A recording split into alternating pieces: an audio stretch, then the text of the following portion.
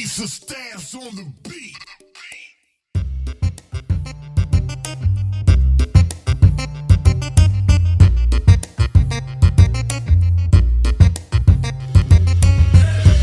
Salute, joint Jesus stance on the beat.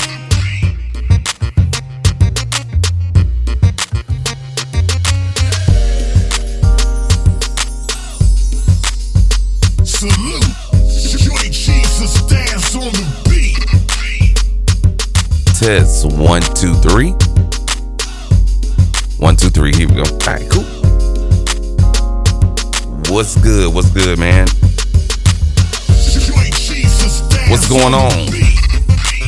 Make sure we got all audio and everything like that. What's good?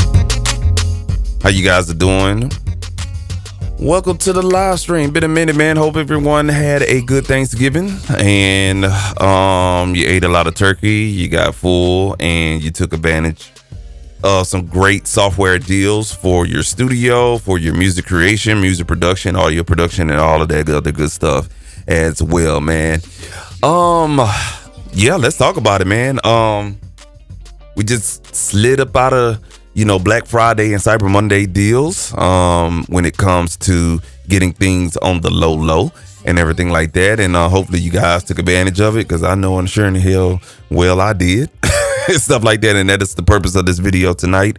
We're just going to go over, some purchases that I made and talk about it a little bit. Try to get in and out of here. It is a lot that we have to go over and stuff like that, but it's cool. It's cool. You know what I'm saying? Maybe it's some stuff that you missed, and maybe it's some stuff that you forgotten or didn't see, and it may still be on sale, because this may be the last week, because everybody extends that Black Friday sale for another 7 days and stuff like that. So definitely for you to take advantage of or whatnot, man.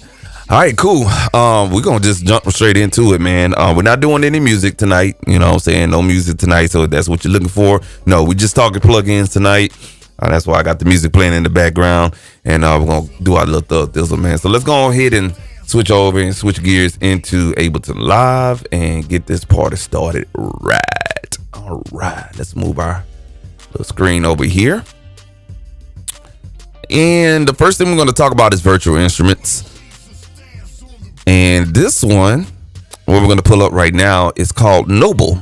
All right, this is Noble EXT.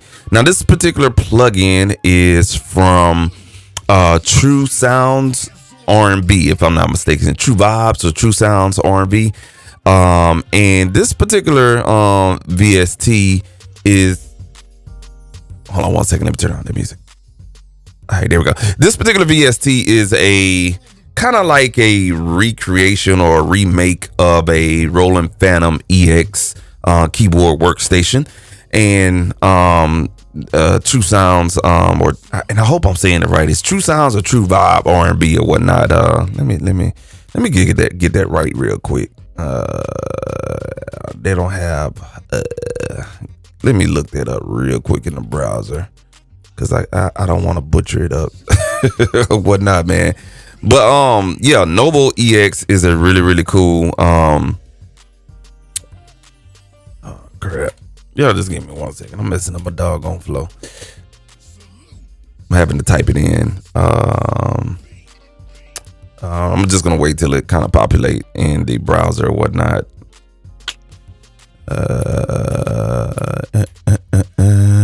Yeah, True Soul Vibes. I'm sorry. True Soul Vibes. I'm saying True Sound. True Soul Vibes. Yeah, they come out with some pretty good stuff. All of their products are related to R&B music and music production and whatnot. And this particular VST is Noble EX. Again, recreating some of the patches that are found in the Roland Phantom EX keyboard workstation. This is a real cool VST. I caught it on sale for $29. Not in the beginning of Black Friday, but like a couple of weeks before. Some of the companies that they started doing their early Black Friday sales or whatnot, and this was one of the products that was on sale and stuff like that. So we kind of took advantage of the Noble EX VST and grabbed it. They have some really good products in here. Patches in here. And I'm just gonna play a couple of them real quick. Just play one out of each category. So you have bass. So let's just kind of choose one of these bass sounds right here. And some of these sounds that I can kind of describe is definitely R&B, neo soulish, even West Coast vibes or whatnot. Let's slide that on back over here.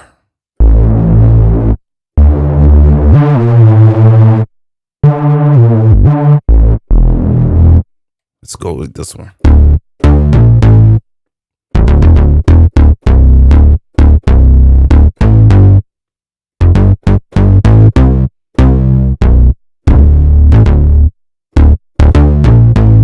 So, you know what I'm saying? You kind of get those R&B vibes right there. Definitely West Coast or whatnot, but definitely check out True Soul Vibes Noble EX VST. Real good grab. It may still be on sale. And if it is on sale, it's going to be around $29. Good grab, man. Big storage. I want to say about a good 4 gigs of sounds, but they're very, very high quality. And you get your host of effects, delay, phaser, reverb, saturation, and of course your typical filter LFOs for your modulation purposes and everything like that. And they have this real cool modulation fade where you can kind of blend in between the two wave tables or wave forms that they're using to generate the sounds and everything like that. All right, so that is Noble EX. Make sure you go ahead and check that out right there, man. We're gonna move on to the next one. UJam, they always running a sale on their particular products. And this is one of them right here, one of their drum VSTs. And this is called Deep. All right. Now I already have Legend, caught that on the $19 sale. And they're starting to run a lot of sales during the holidays.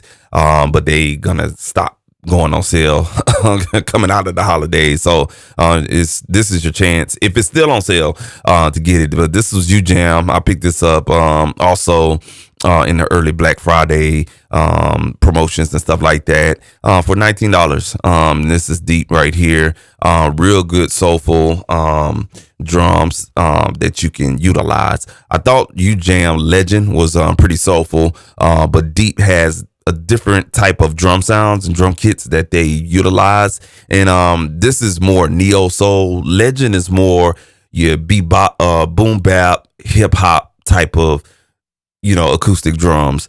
Deep is more of your R&B and neo soul type of drum kits or whatever the case may be. And let me check this chat real quick. Let me pull this up. I don't want nobody beat me up. What's going on, Big Red? Los the King, man. What's good with y'all, man? But yeah, Deep is another real cool VST for as drums is concerned. And I picked it up because that's, saying something I'm gonna be working on coming in the next upcoming year. So here is some of the drums sounds right here as soon as I can activate this channel right here. Smooth it over here. All right. So the good thing about this one is that you don't have to necessarily play the MIDI out on this. They do have some MIDI grooves and styles in here that you can play. If you can see on this GUI right here, if you go to C3 or C4, you could play, different styles of drums for it's like intros, verses, choruses, fills, endings, and breakdowns and stuff like that. So I'm just going to give you the intro, which is the black keys. Go down 1 octave. Oh, let me transpose this bad boy real quick. There we go.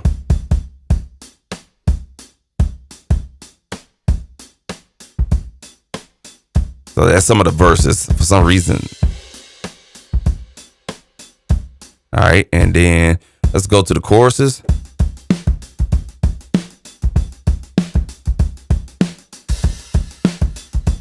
And this little yellow slide right here.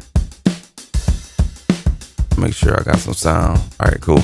This little yellow slide will give you the mix preset for as the overall kit is concerned. All right. And if we go to something like aged, you'll hear kind of like that effect. You see what I'm saying? And then you slide it down. All right. And then the drum kit right here, you're going to hear more of the drum kit. So let's say, for instance, I go with something like punch. So that's just your regular drum kit. But then when you slide this in there. And then that's your punch right there. And then you mix that in. So it's just a quick way to get your sound the way you want it and everything like that. Just by using some of the pre-made sounds. Or you could just go over here on this side, go down 2 octaves and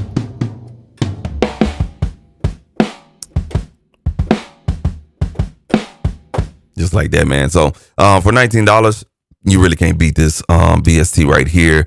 I highly recommend getting Legend and Deep and stuff like that, man. Make sure you go ahead and check those out, you know what I'm saying, on the demo and see what it's working with right there, man. All right, we're going to keep on moving forward and I'll delete these as we go.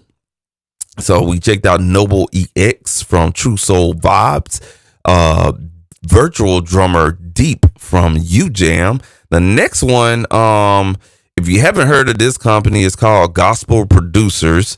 And this is a new, well, I ain't gonna say it's new, but it's been out for less than a year. I think this came out early spring, if I'm not mistaken, from Gospel Producers. And this is called Juiced VST. All right. The Juice. All right. And I forget who the producer is or whatnot, but he's a gospel producer. D-Lo, if I'm not mistaken. D-Lo, I think that's his name, D-Lo. And really, really good sounds in here. The price point on this is expensive. You know what I'm saying? I think full price is $150. Excuse me. And it's was on sale for the early Black Friday sales as well for $75. So it was half off. So the best time to get it is half off because truth be told, I don't think this plugin is worth no $150. I'm sorry.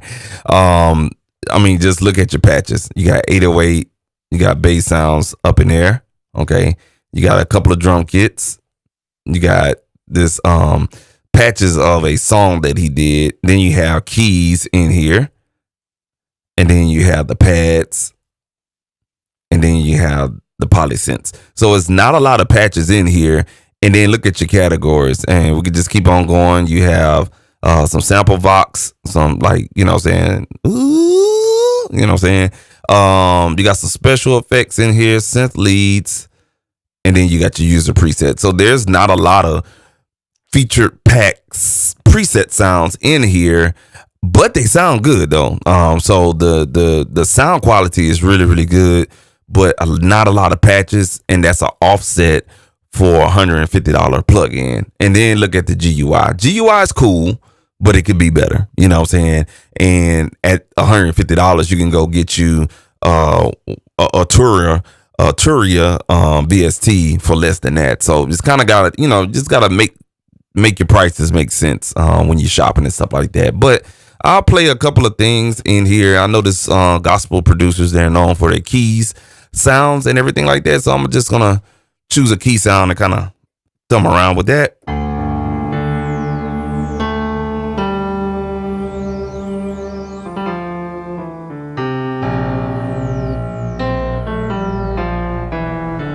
Let's take that up an octave.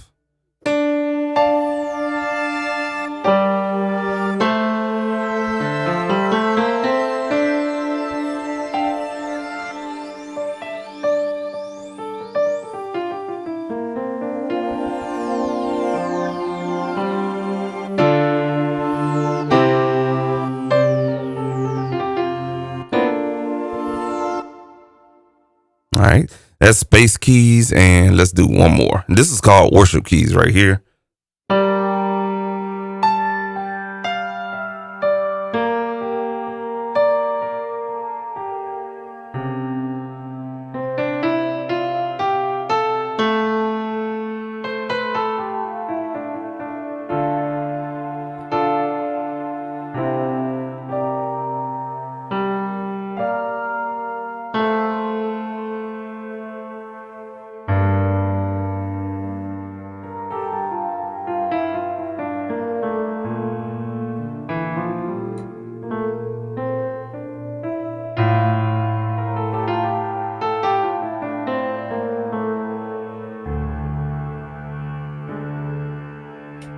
So that's some of the keys right there. Real good sounds, really good sounds.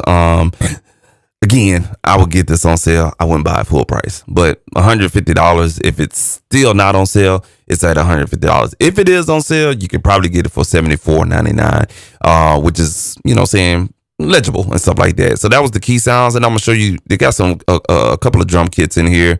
Let's just choose one of them and see what the drum kits are working with. See what it was somewhere on these keys. Hold on one second.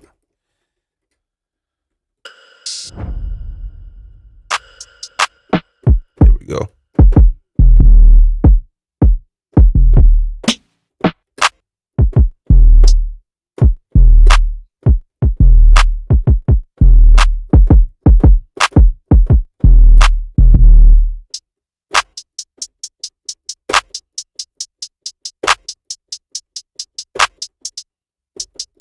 So we got two of the same hi-hats right there.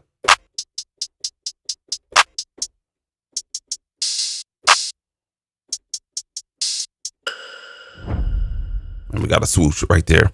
All right, so you got some good drum sounds in here as well, man. But that was juice though. You know what I'm saying? Picked that one up, and I watched a couple of videos, and I was kind of convinced with it. They do not offer a trial, so you definitely got to watch the YouTube videos on the Gospel Producers YouTube channel. Watch their videos before you make this purchase so it can make sense for your productions, because this particular plugin is not for everybody. All right. So they don't offer a free trial. I kind of frowned on that, because what they're charging for $150 and you're not offering a free trial. But, you know what I'm saying, it's pretty good, man, if that's something that you're looking for. So don't let the name Gospel Producers sway you in your decision. It's not all gospel sounds. Most of it, yes. But 80% you will find in gospel productions, but it can be also used in R&B and hip hop as well, man.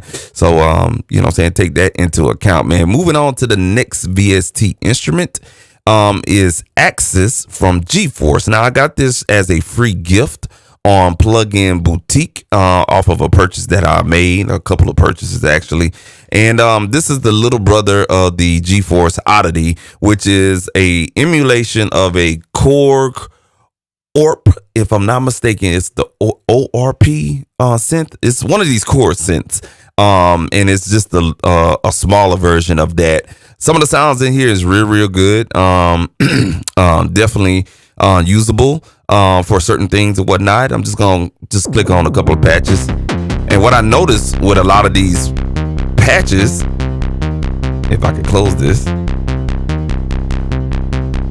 that some of the arpeggiators are already on, so you have to go in there and turn the arpeggiator off. But as far as the sound is concerned, it's really good.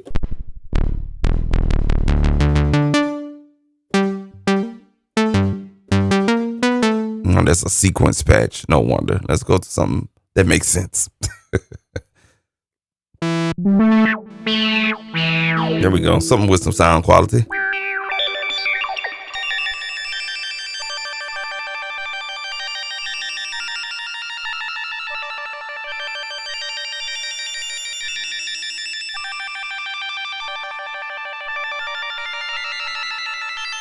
So if you're in the synthesis and design, sound design and stuff like that, this is real cool to look at the GeForce Oddity.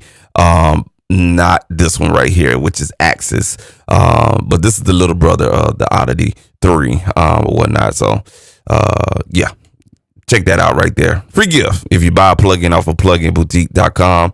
Make sure you check that one out right there, man. We're gonna move on to my favorite portion of the VSTs, which is some guitar stuff. But before we get into that, we're gonna skip the guitar stuff and we're gonna come back to the end of that right there, man. What we're gonna go over and talk about a couple of guitar pedals from Mixwave and stuff like that. So this was one guitar pedal plugin that I bought, and it's a 1981 overdrive. Well, it's called a 1981 pedal, which is an overdrive distortion type pedal. And I didn't buy it for, guitar sounds. I bought it for synth sounds and stuff like that. I've been real infatuated with distorting synths in some productions as of lately. And this plugin kind of fit the bill after trying it on a free trial and stuff like that. And it was really, really cool. Let me get my music playing. There we go. I forgot. And make sure I'm not playing nobody else's music. Oh, we don't want that. We don't want nobody sitting up there talking about, man, you playing my music on my channel. All right. But yeah, this 1981 overdrive pedal is real good. And you don't have to too much worry about, getting the full distortion or the saturation or the overdrive from this particular pedal because it has a dry wet mix knob, which makes it very versatile or whatnot. The cool part about this particular processor is that you have input filters and you have output filters. So if you're coming in with, let's say, drums or a very, very low bass synth and you need to filter out some of that low bass sound so you can get the good harmonics in the mid range, definitely check out these filters and stuff like that. And the same with the output or whatnot. You can overdrive it real good, cut out some of that I think this is like a low pass filter right here and stuff like that. You can do this low pass filter so you don't have to make it sound so brittle, and then you have an overall volume gain knob right here. And you can turn it on and off right here. Really, really cool pedal. And then, like I said, the cool part about it is the dry wet mix knob there. And then the presets are really, really good. There's some presets in here that's not guitar related, more of, other instruments and stuff like that, such as drums, vocal effects, synth effects, and everything like that. So this is a really, really good all-round plugin right here that you can check out as well, man. The next Mixwave plugin that I demoed, and I pretty much liked it. This was my last grab right here of my little shopping spree or whatnot, and it was around $30. Oh, I'm sorry. So the Mixwave 1981, this was about $50. It's still on sale if I'm not mistaken. So you can get this at $50. It's normally $75. This one right here I think is normally at about 50. It's 25 or 29 right now. And it's a Benson preamp, which is based off of a pedal. I almost bought this particular pedal, to be honest with you. I almost bought this bad boy, and I'm glad I didn't, because it's cool. You know what I'm saying? It's cool to kind of see where it's at. Definitely can use this on, I tried it on a couple of virtual guitars and virtual bass instruments, and also some synths as well. And it gives you a very, very big overdrive sound. And you have this little low and high shelving knobs right here. But the drive section is very, very strong, man. But it definitely, you know what I'm saying, it definitely, you know what I'm saying, adds a little sauce to your sound or whatnot. But it's not so overdriven, if that makes any sense. And like the 1981 plugin, you have input and output filters. And I also forgot to mention on the 1981 that you have an oversampling choice as well. You can go up to 8 times oversampling, and also global in and out volume gains as well. Turn it off, and your dry wet mix knob is right up here. So there is no dedicated knob. It's like this little screw situation here, and you can blend in the affected signal with your dry signal perfectly to get that right tone. So that was a really, really good grab. The one I'm very excited about is this one right here. This is a clone remake of a Centaur. If I hope I'm saying that right, Centaur or whatever, but it's a clone. It's pretty much this pedal that's been kind of, you know what I'm saying, making a little bit of noise in the community, and it's in plug-in form. Behringer actually has one out on pre-order right now on Sweetwater for $69.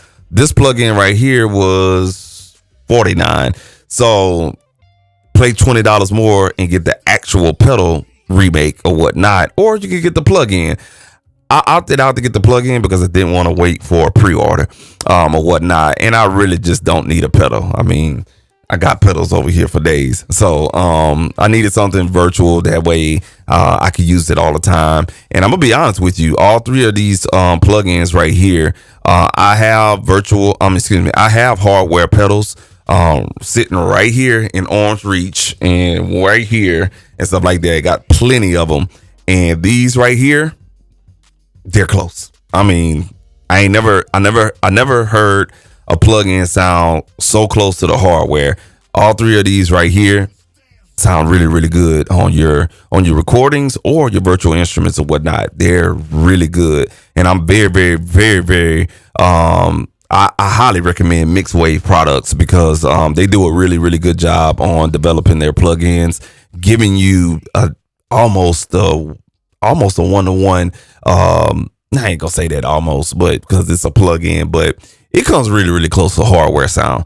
It has a lot of depth to the sound. Let me just say that all the Mixed Wave plugins has a depth to the sound, which is really, really good. But we're gonna bring up Centurion once again, a clone remake, and you have your gain knob right here. Of course, it's gonna give you that overdrive gain, and then you can shape the high end of the signal, and then of course control the output of that signal as well. And a dry wet mix knob here at the bottom, and of course input output filters, global in and out, and oversampling and stuff like that. Really, really good. I've been reaching for this on a couple of beats that I made in the last few days. I've been reaching this to put on drums, some percussion, and also virtual guitars, and to be honest with you, some keyboard sounds and stuff like that, because it's like salt. It's like pink salt, you know what I'm saying? It's like that pink Himalayan salt, you know what I'm saying? It's a different type of salt, but it's different, you know what I'm saying? It's different than this one right here.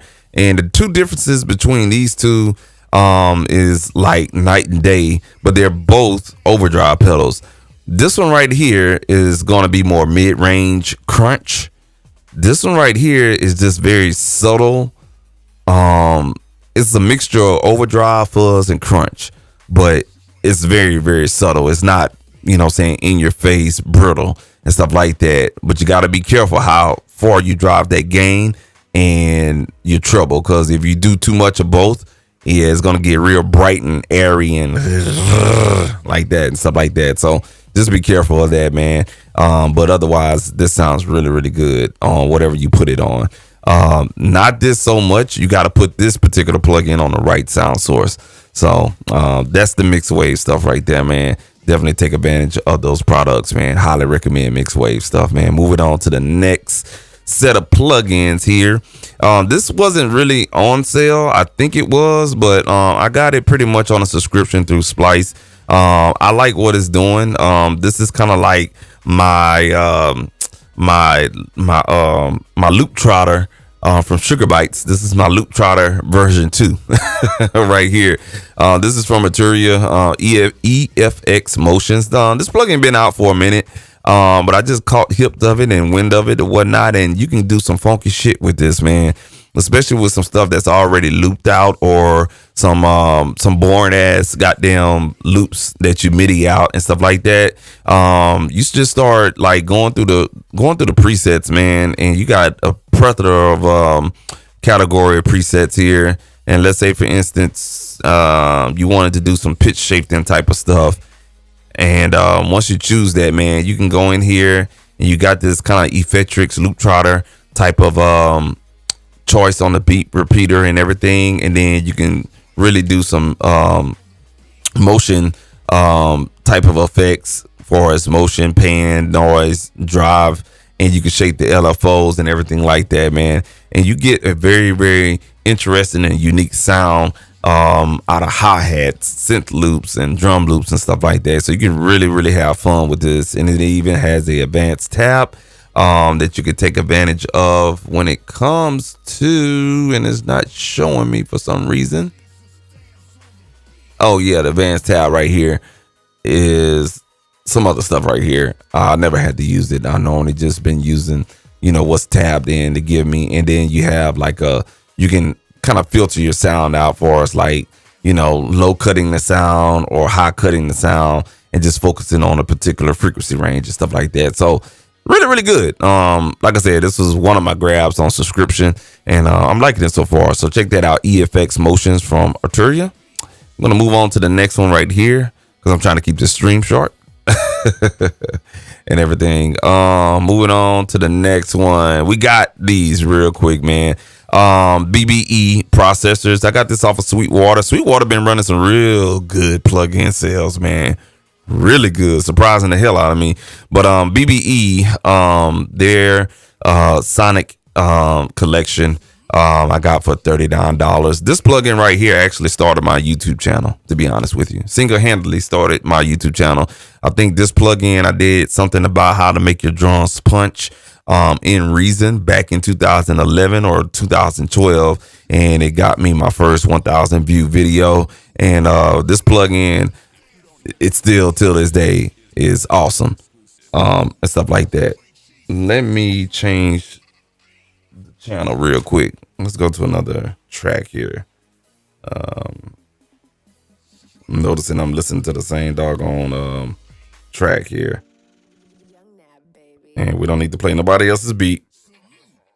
All right, let's go switch it to something else. All right, so the BBE Harmonic Maximizer. If you want to kind of beef up your drums or your low end, definitely check this out.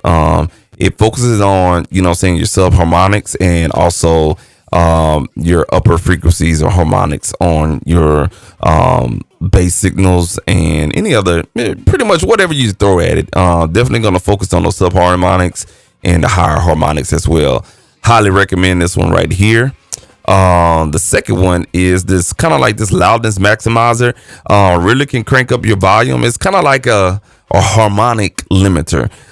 You can definitely adjust the sensitivity of it, the release, and then enhance a little bit of that crossover point for us, making it a little bit sweeter and stuff like that. But it's basically, to me, it's a maximizer, but in essence, it's a limiter. I use it I don't use it on everything, but I use it on certain things. Like sound loops and stuff like that, and works out really, really well. This one I don't use as much, but it comes with the collection. It's called Mach 3 Bass, and it focuses on bass only. So anything bass drums, kick drums, 808s, bass sounds, you name it, anything bass is going to make it sound better. But I have a tough decision using it when I can utilize this and then affect the upper harmonics as well on my sound source. This one just only focuses on the lower harmonics. So basically, it's just basically an advanced version of the low tune and the low mix. But it's a real good tool to have in your toolbox. And lastly, the classic, the BBE Sonic Maximizer. This joint right here, when that mix ain't really translating like you think, and you mixed it real good, and that bitch sound good, but you like, it's missing something. Put this motherfucker on there right there. Yeah, I'm telling you. I am telling you. I tried the hardware version. Tell you a funny story. I was on Facebook Marketplace. I saw a real hardware version of the BBE Sonic Maximizer at a pawn shop. It was going for $75. Went to the pawn shop, bought that motherfucker, brought it home, plugged it up, and that son bitch was fucked up. They sold me a fucking lemon piece of hardware or whatnot. I took that whole back to the damn pawn shop and demanded my money back. So I got my money back on it, but it all goes to show I had liked the plugin so much. I was seeking the real unit, and I just didn't want to pay $150 and wait a 2-week wait for it to come through, because at the time I was looking at it, it was during COVID, and these bad boys was out of stock everywhere. So the plugin version works just as well. Of course, you're gonna have that depth and width and bandwidth of the hardware version, but the plugin version, I'm gonna put it on a couple of beats because I felt like it was missing something, but I already had I didn't want to over process it with, EQ and multi-band compression and saturation and all this other funky ass shit, just to bog down your session. Man, you put that on there right there, that's kind of like, it's almost like, duct tape. this is your duct tape right here to make your stuff sound good, man. So definitely check out Sonic Maximizer BBE. If you can get the bundle, get the bundle. It's basically the price of this one plugin. All the other three are just basically add-ons and stuff like that. So the BBE collection, definitely a god. I highly recommend that one for sure, man. Moving on to the next one, man. This is a bundle that I got as well. This is from Boz Digital Labs, or Boz, something like that. But Boz been around for a minute. And this is a plugin. Well, let me take this back. So the one on top, this one right here, this is a plugin EQ and compressor combo. All right, pretty much kind of like a channel strip. But you can show the channel strip, or you can show the EQ by itself, or you can show the compressor. I thought that was really, really cool, man. I'm gonna bring that down here. I thought that was really, really cool. That you can kind of combine compressor only, EQ only, or you can combine both of them to have a channel strip and stuff like that. And to be honest with you, this motherfucker sound good. So the reason why I bought this is because I was about to pull this trigger and get the Kav Audio. I think it's called Complex, if I'm not mistaken. Yeah, because I did a video on it and I had the demo and I was very impressed with that compressor, and I found myself just uninstalling it and just really, I don't know, I just didn't buy it. And something told me like there's another one out there like that, because I looked at the GUI and I was like, man, this looks familiar. And so I did my research on it as far as the actual hardware, and this one popped up first. Whole time there was an older version that I had, and it was called the Plus 10 dB version 1. And I had that plugin a while back, and I always used it, and it was on a whole nother computer about 15 years ago or whatnot. And I didn't know they released a version 2. So demoed it, and I tried it out on a couple of sound sources. And man, talk about for your drums. This is a drum processor right here. Like, you can use it for other things, but man, on drums, it shines. It smacks differently.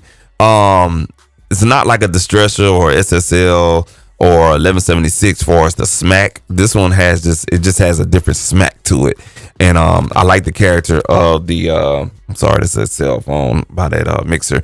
But I like the smack of this particular compressor. The EQ is just the EQ, man, but it sounds really, really good. And this is also a recreation of an EQ as well.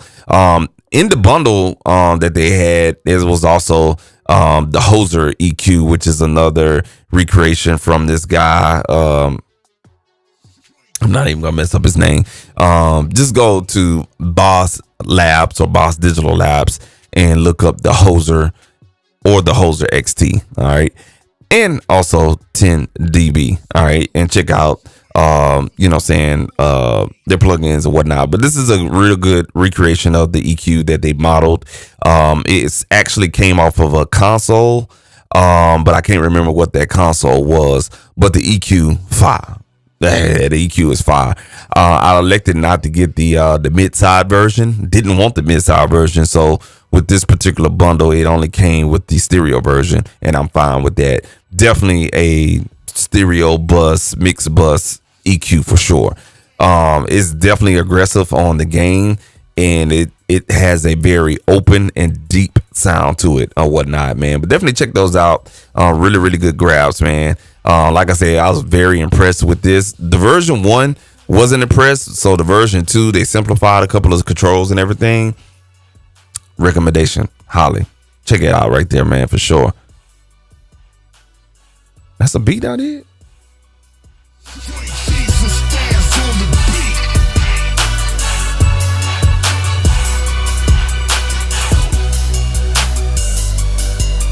Okay, yeah, I don't recognize that beat. Playing some beats off of my beat store or whatnot. Moving on, man. This is another plugin right here. I did a video on in the past, and it recently, about 2-3 weeks ago, it was on sale on the Plugin Alliance. All right, Plugin Alliance, they kind of do some outside vendor sales, and I demoed this plugin, did a couple of shootouts on it. I was like, man, I really like it, but I'm not paying $200. I'm not paying $200 for the damn preamp plugin. And it was actually on sale from Hilby website. It was on sale through the Plugin Alliance EXT program, which is basically they'll reach out to different plugin vendors and say, hey, we'll sell your product on our site. We'll take a portion of it, but we'll sell it on sale because we got the reach, we got the users. And so basically that's what it was. This plugin was $50 from the $200 price tag. Yeah, I grabbed that motherfucker because this thing is fire, man. If I had to be honest with you, out of all the preamp plugins, including UAD, DSP2 plugins, this is by far the best preamp plugin I've tried, man. Really, really good. Really, really good. This right here, this knob is magic right here. This knob is magic. And the fat button, man, magic.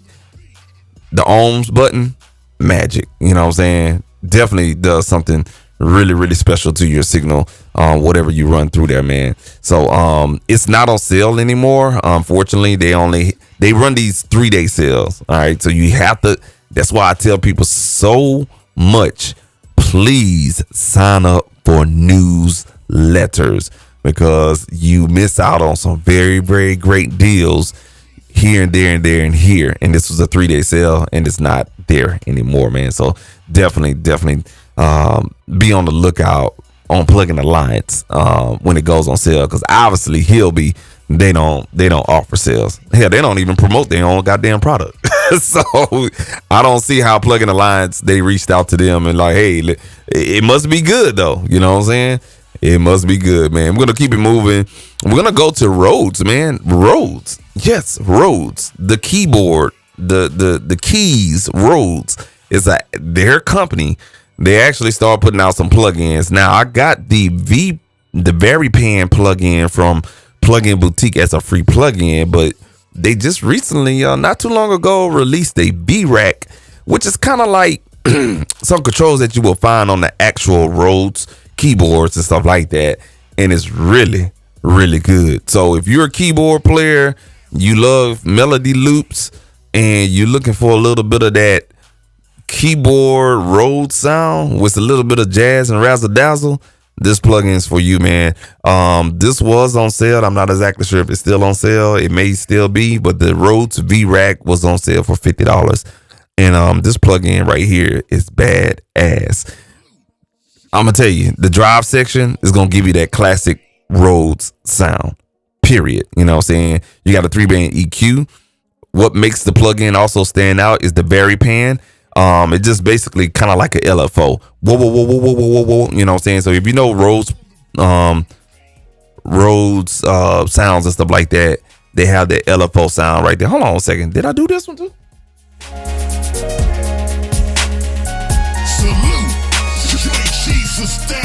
Man, I'll be forgetting about beats. I did, man. All right. Yeah. So this VariPan is a kind of like a LFO style processing that they have on this section right here. You get a 1-knob compressor. You could just turn it off to save some situation. The chorus effect is real good. The phaser effect is real good, and the delay is real good as well. No reverb on here.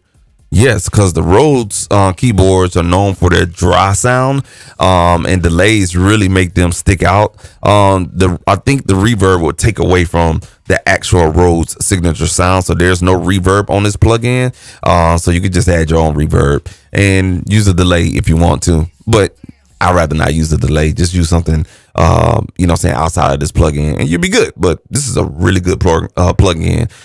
Check it out. They do offer a demo, Rhodes V-Rack. Demo it and see how it sounds on your keyboard sounds. You could turn a regular piano sound and make it sound like something Stevie Wonder playing.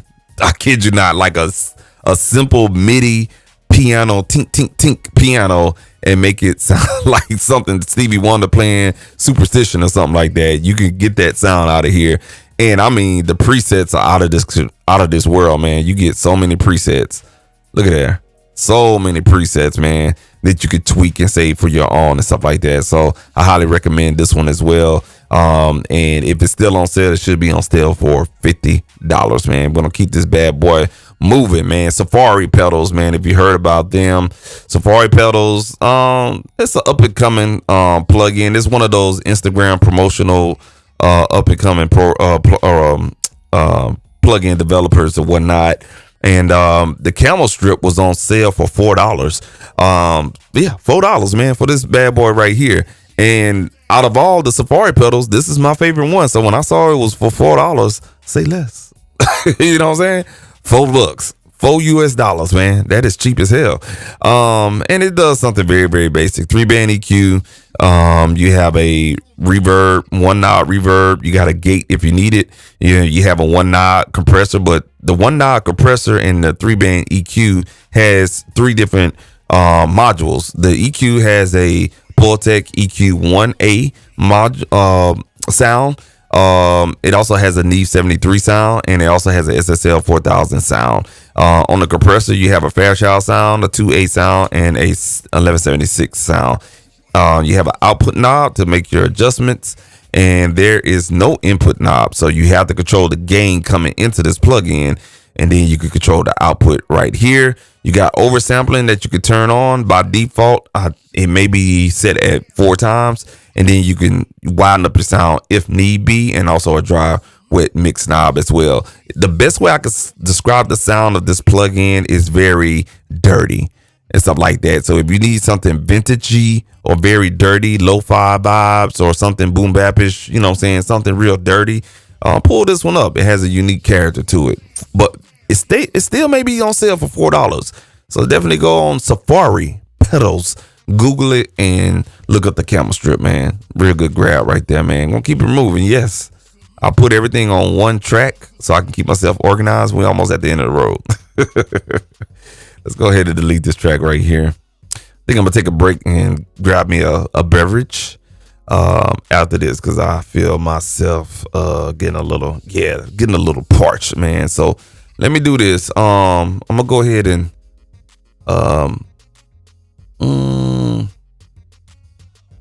let me do this real quick, man.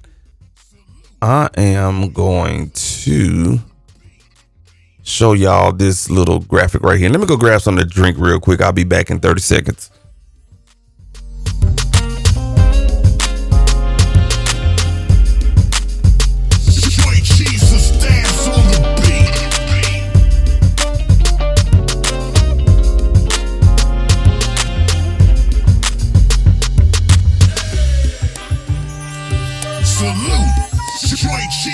Dance on the beat.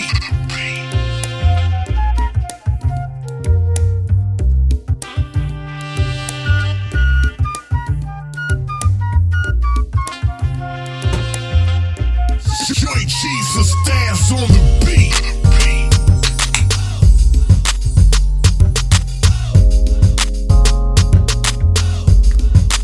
All right, I'm back. Salute. Sorry about that. Joint Jesus dance. A little bit of jazz right there. I'm gonna get back on that flavor for 2025 as far as my production is concerned. All right. The next one, man, is from Schwab Digital, man. I've been kind of seeing these on in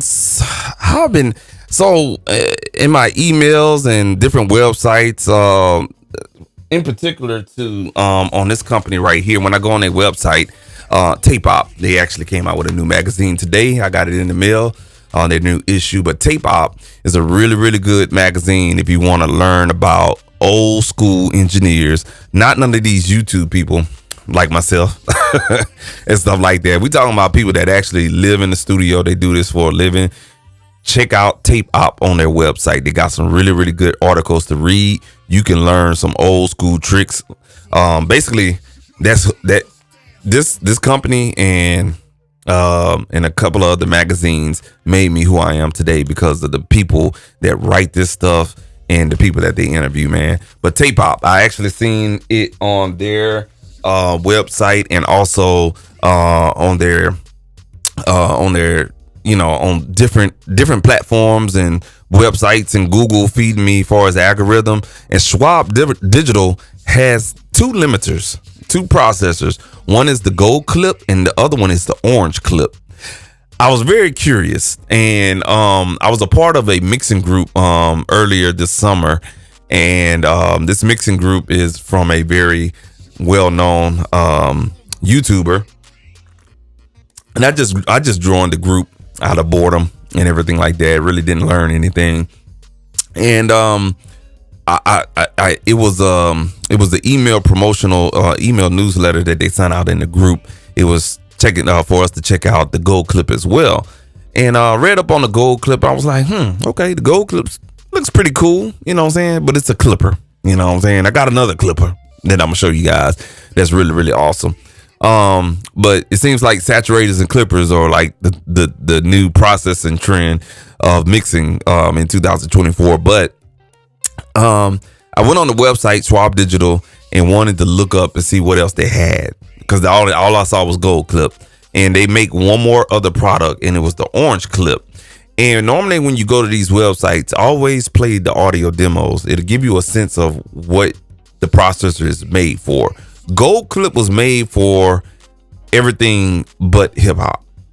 The orange clip was made for everything only hip hop. Stuff like that.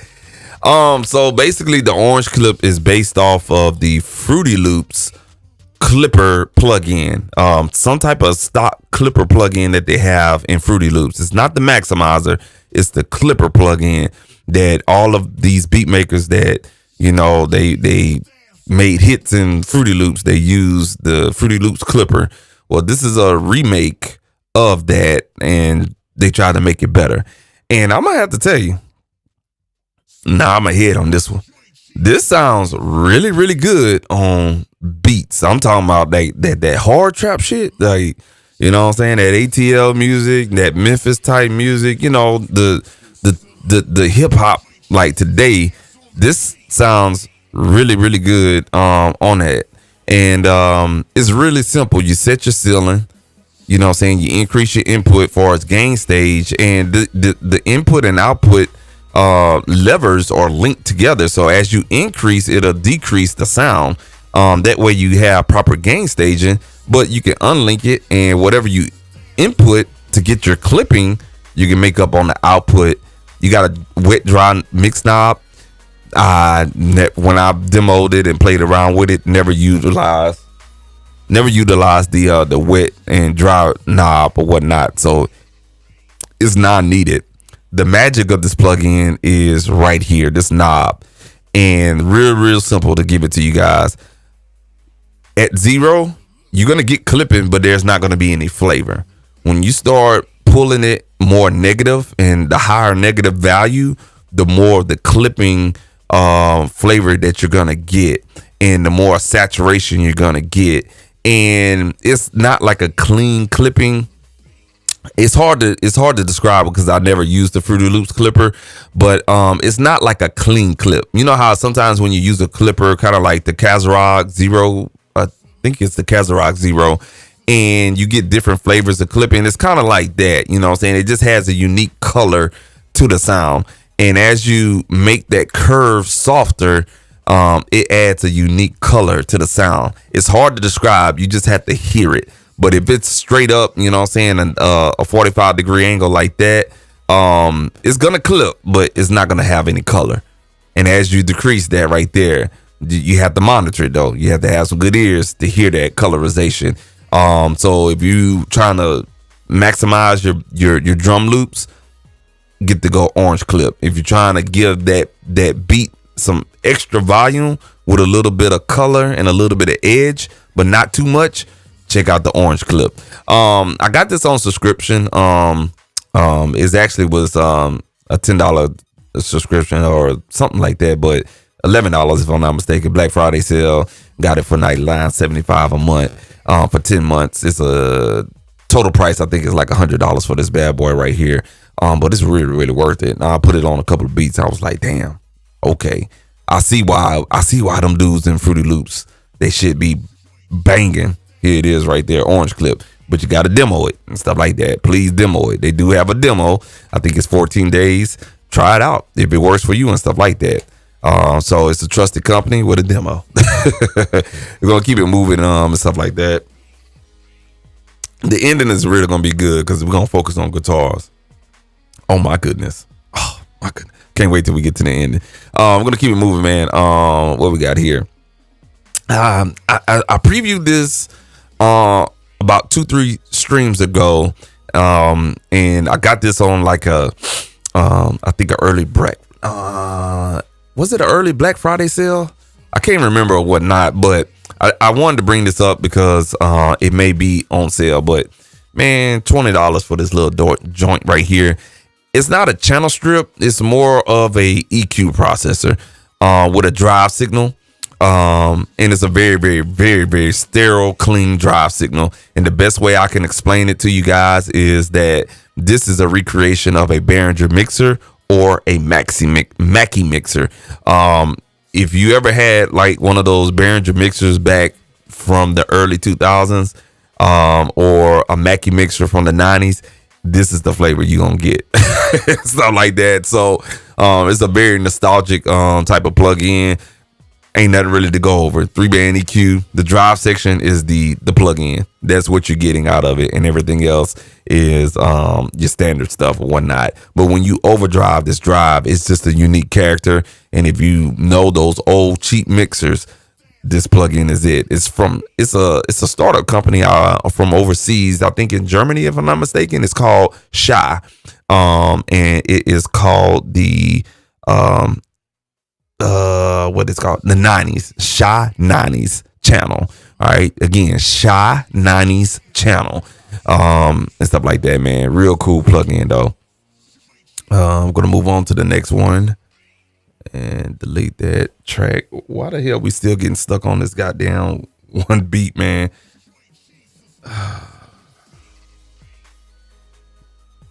Y'all give me 1 second, man. Let me get my life together with this damn background music.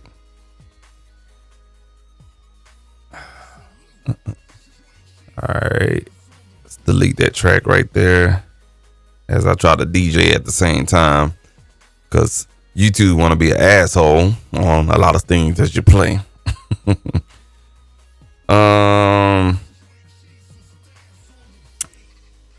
God damn. Y'all just give me 1 second, man. Oh crap. Why is it giving me all right, there we go. Let's try to play some of our stuff from up there. All right, there we go. Y'all just give me 1 minute, man. I'm trying to DJ here. Play my beat tape, the latest one. All right, cool. So this is Sir Audio Tools right here. This is another clipper. $25 for this one right here. But this one is not gonna have any color to it. You're gonna hear a very transparent color. It's not gonna be a color that's recognizable. It's gonna be a color that you hear. I know that sounds stupid, but it's a color that you're gonna hear, because the classic is almost like it's in the high mids. That's where you're gonna hear the difference, in the high mids. My favorite one to use is the Soft Clip Pro and the ratio 2:1. And it's like any other clipper. You got a little bit of saturation, but that saturation is not what you think. It's more saturating the high mids. It's almost like it's not touching the highs, but it's touching the highs in that high mid range. But it's very, uno, duno, tweety, small, subtle, and stuff like that, man. But you'll know that you're getting that soft clipping right here. This is your indicator right there. And again, you know what I'm saying, as you increase this, your curve is going to change. You get your gain set right, your clipping set right, your ceiling and everything like that, and you're good to go. It has a little assistant gauge right here, where when you apply the new output gain, it'll set your output gain for you based on the signal coming in. And basically the only work you got to do is getting that gain and the soft clip saturated just right. By standard, it comes with oversampling at 4 times. But it's not taxing on your CPU at all, not at all. And so at $25, definitely a steal. You can definitely get this one on demo as well. Full price $25. This is standard clip, very, very clean. But if you want to push your stuff and retain the sound integrity of your signal, definitely take out standard clip for sure. All right, cool. Watching the game at the same time. Come on, Detroit. Y'all tripping, Detroit. Tripping, man. Let's keep it moving on, bro. We almost there at the finish line, man. Here we go. All right, so this is gonna be from Soft2 right here. Let's see here. We got 3 of them right here, and I'm gonna tell you, I love Soft2, man. Sometimes they be in your wallet though, bro. And Soft2 really don't run sales like talking about. They allow plug-in boutique. That's their middle. That's their pusher, plug-in boutique and stuff like that. They do run sales, but you got to catch them at the right time. So I caught all 3 of these on plug-in boutique at a good price. This one right here, if you wasn't paying attention to Black Friday sales, you were out of line because you could have got this for $50. Cause this motherfucker right here don't go on sale at all, man. They'll have other Tube Tech stuff on sale, and the sale won't even dip below $100. This plug-in dropped all the way down to $50 only for 24 hours. That Friday after Thanksgiving, that Saturday after Black Friday, this thing jumped up another $30 and stuff like that. So I caught this one at $50 because I've been waiting. I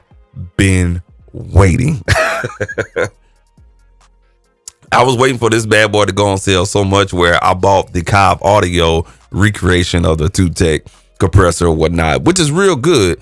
But there's a little subtle differences between the Cobb Audio version and this version right here, and whatnot. And I was trying to get the UAD version, but they $179.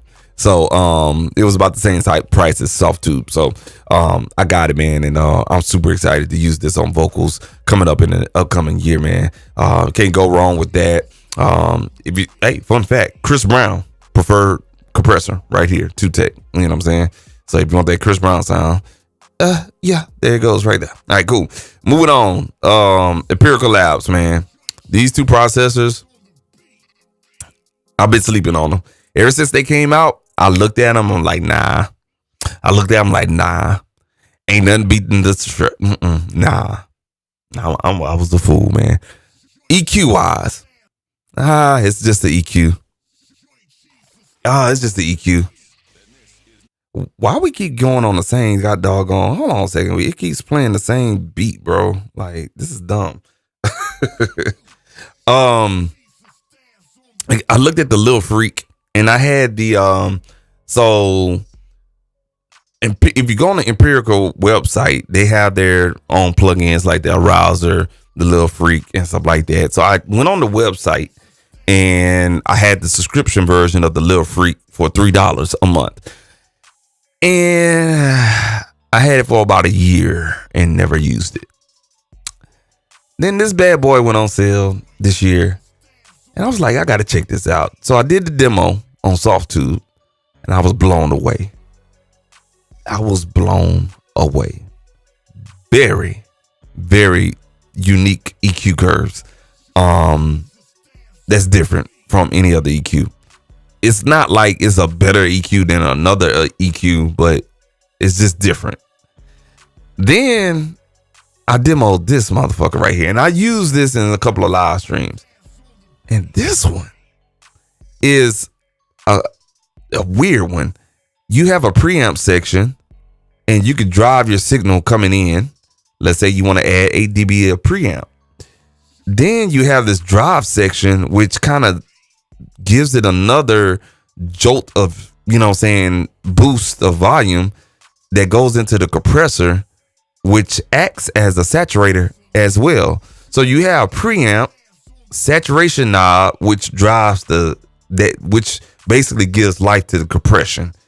And then you can have a dry wet mix knobs and then adjust the output as well. Man, talking about putting this on like something like this right here, the EL9. You put this on like acoustical elements like strings, brass sounds. I put this on a brass sound. OMG. This bad boy.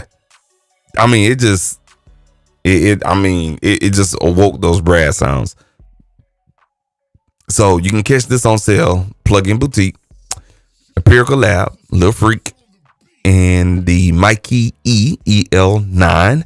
You could probably get the bundle deal, but definitely demo them to see which one you want, or you're gonna get both. And these are also compatible to the Console 3, Console 2 controllers as well, for us using it on that particular platform as well, man. So hey, man, take advantage of the ELI. Definitely demo those two plugins right there, man. And of course, if you don't have the 2-Tech CLB1, it's on sale for like $120 right now, but it will jump up to about $200 mark. Yeah, this plugin is this is a very expensive plugin, and I grabbed that bitch for $50, and I was glad I was on it too, man. So I'm telling you, I'm the king of getting them deals, man, for sure. All right, man, we're gonna keep on moving on. We got 3 more tracks, or 3 more different processors. This one right here is from Sonomas. This company, Sonomas, is out of Dallas, Texas development, and stuff like that. And if you know anything about Sonomas, you know about the Satson channel, which is an emulation of, I think, the SSL channel, for us, like console channel, sound and everything like that. They also have another one, which is the A console, which is that API sound, and then they have the N console, which I have, is the Neve sound.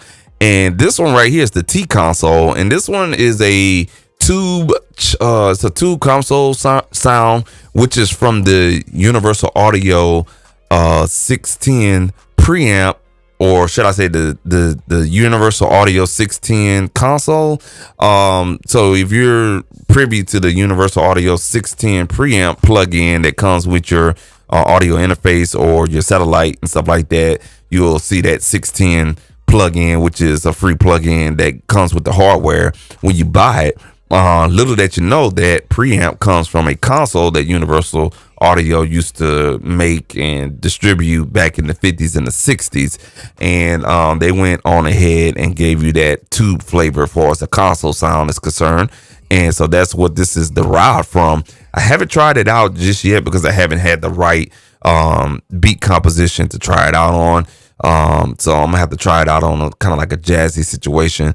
But these Sonomas plugins, for as their console series, is really good. Like, they're really good. You won't hear it.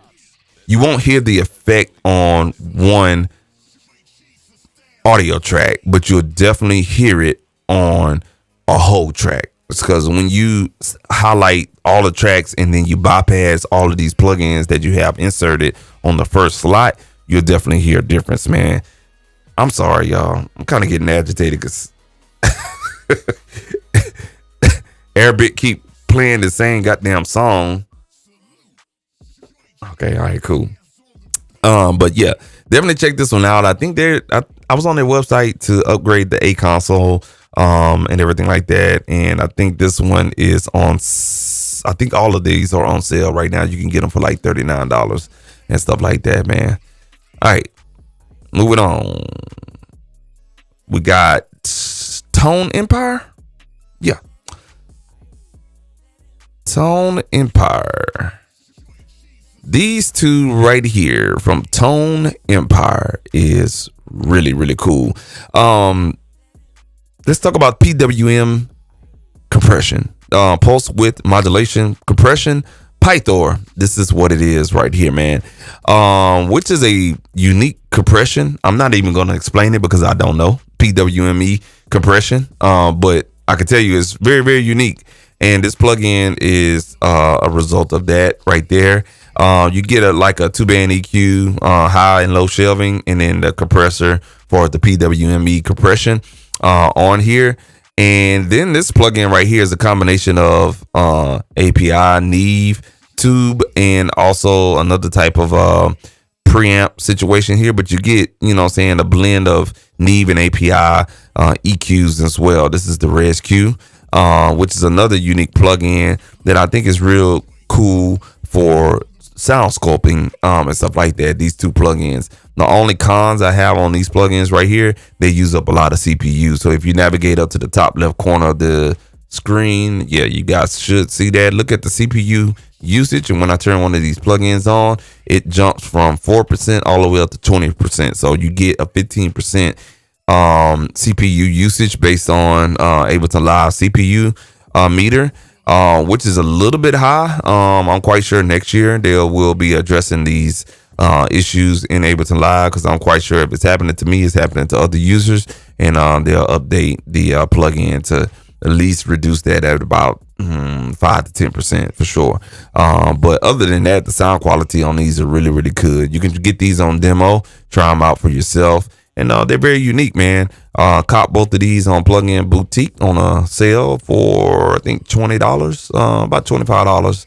Around that mark right there. And I say around about 25 and these other ballpark prices because I pay on PayPal, and based on my zip code, they charge tax for some reason. So, e-commerce sites, they have to charge tax now based on your location. I'm not exactly sure if you know that, but if you get something for $20, it's not gonna be $20. It's gonna be based on your zip code. So give or take, you know what I'm saying? But Tone Empire, check out Pythor and also ResQ. Really, really good. Try the demo and see which one will fit for your productions. And last one before we get into the guitar stuff is this one right here from Boost Tech. Weird name, but Boost Tech. This is the Model N channel. Now, I've seen this plugin come out. I seen this plugin pop up sometime back, and I was like, "What the fuck? Hell nah!" And I saw this brother on YouTube. He was demoing this, and he used this on some vocals. Some cat out of California. And I heard what he was doing with it on the vocals. He wasn't really EQing or compression or nothing. Not hard at all. No big boost or cuts or nothing like that. And man, I was like, damn, shit. Don't ever judge a book by its cover. Really, really good. Really good plugin.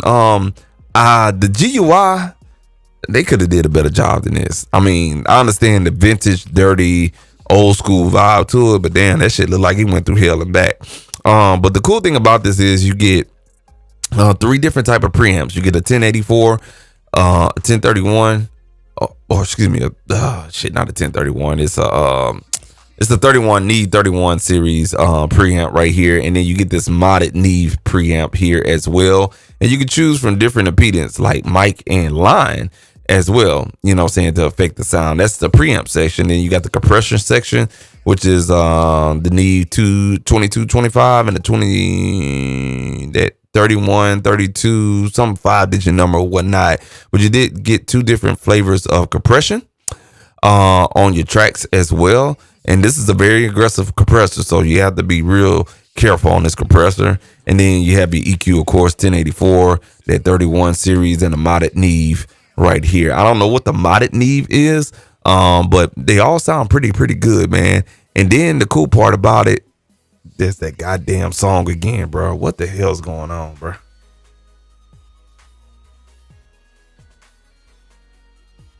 Sorry about that, y'all. And the cool part about it is you get this analog flavor, so you can run the output stage through some type of transistors here, or a console, or a fake capacitor, whatever that is. Yeah, well, I don't know what fake mean, but you can run it through there, man, and get different output flavors as you please and stuff like that.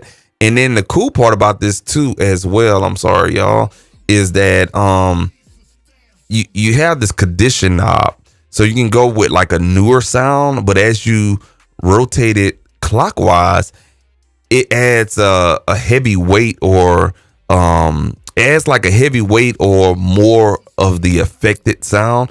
All I can think of is the word to use is a thicker sound with the age or the older sound right here. But it's very, very unique in its own manner and stuff like that. But definitely try out the demo. But this plugin, when I got it, it was $19, and I can't remember if it was on sale or that's just the regular price of the plugin, but $19 for this.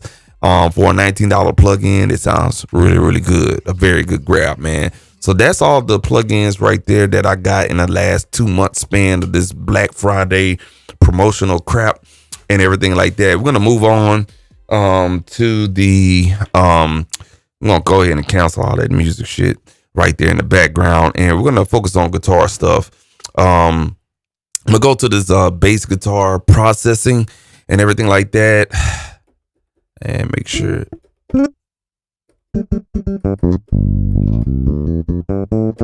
Now I have an Ableton Live stock bass, electric bass sound.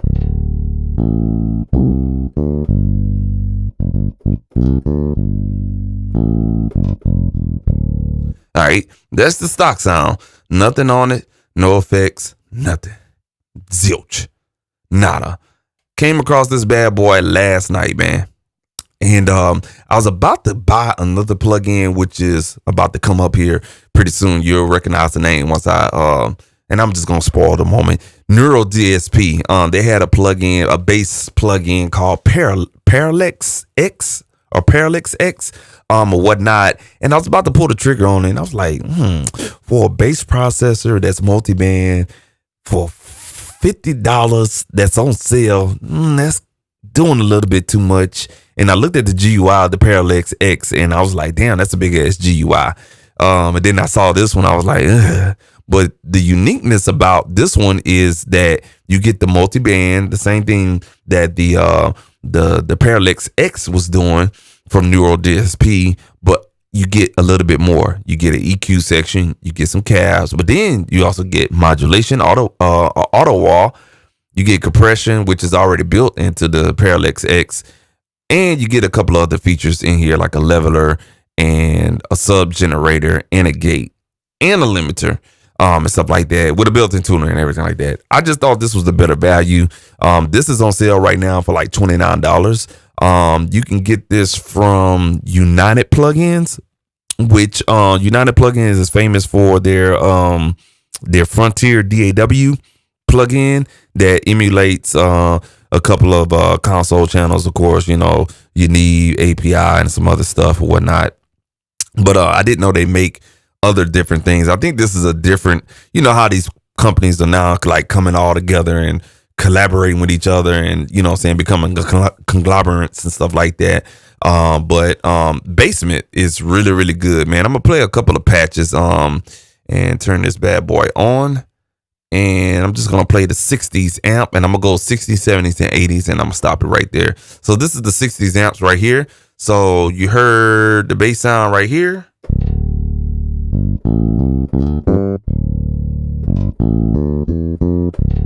That's my fake, my girl. And then we're going to put on the 60s.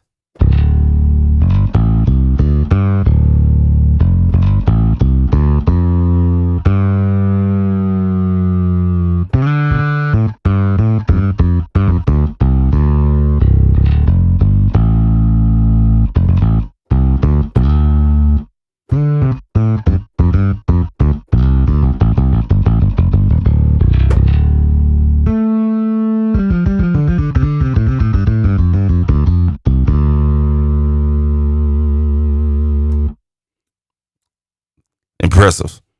I mean, you go from and turn it off.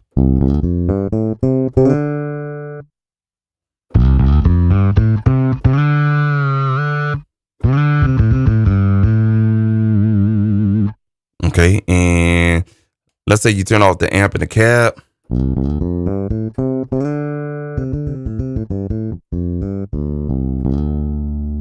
And then you turn on the amp. If you like that amp sound without the cab.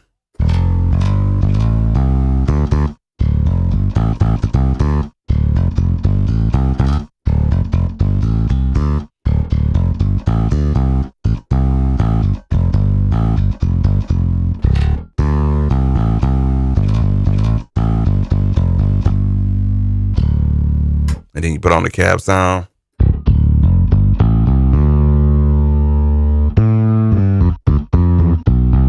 And the cool part about the amp and the cab is that you got different models in this preset window right here. Quite a few amp models that you could choose from, and then you also have quite a few cab models that you could choose from as well. And also you could turn off at each of these models, so it's almost like you got a box pedal board, which is really cool. You see the patch cables and the GUI and everything like that, so you can turn all these different modules on.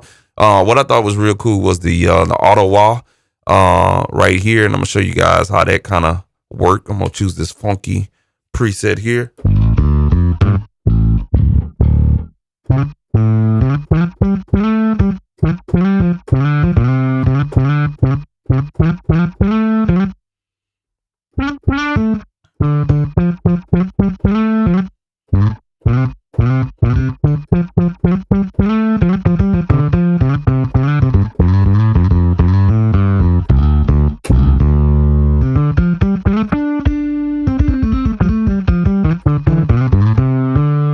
You can hear that wall sound.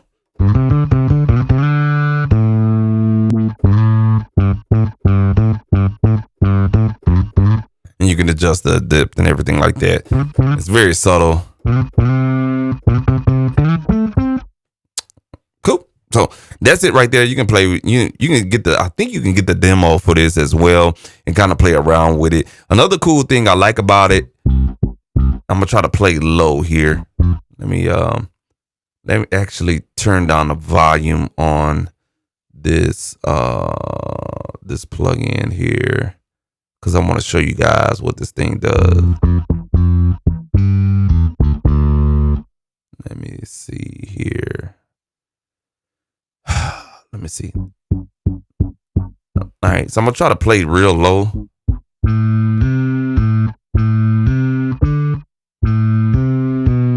And then I'm gonna hit this automated input button.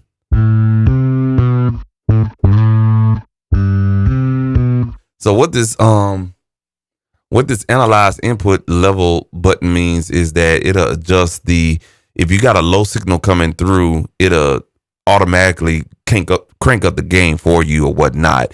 What I like about this plugin too is it puts out a lot of volume. So you don't have to get in there and do a lot of volume tweaking and everything like that. It gives you enough volume coming out of this plugin to really be satisfied. But overall though, man, it's pretty cool. That was the 60s amps. Let's play around with the 70s classic.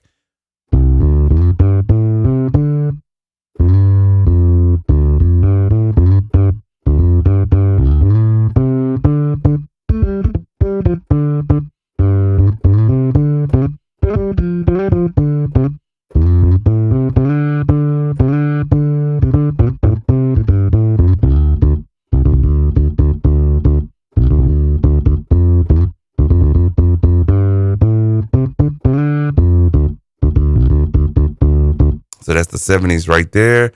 And the Detroit Lions will win the game. Good job. And this is the 80s right here.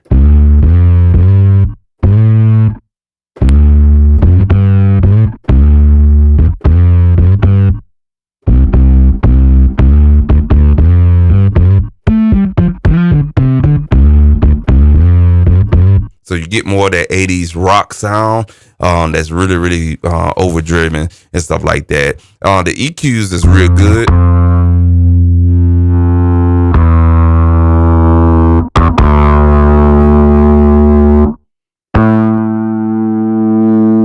Take that buzzing sound off the output.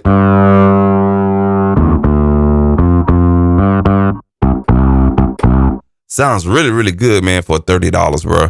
I can't even lie to you, man. So that is the Basement right there. It is from a company called Mermasa Audio Basement, but it's really on the United Plugins website and everything like that, man. So that is the bass plugin that I caught for $30 right there. Really, really like that, man. The next thing we're going to go to is something more guitarish, the electric guitar right here. And this is going to be our last little situation right here. And everything that we're going to go over is guitar processing related. This may look familiar like the Basement, but this is Electrum, same company, United Plugins, Mermasa Audio. And Electrum is basically tailored to the electric guitar. Okay. And out the gate, you know what I'm saying, you get some real good tones with this as well. Looks like a virtual pedal board and everything like that. And I'm going to play the guitar stock plug-in and Ableton Live, no virtual instrument and everything like that. Just a stock plug-in out of Ableton Live.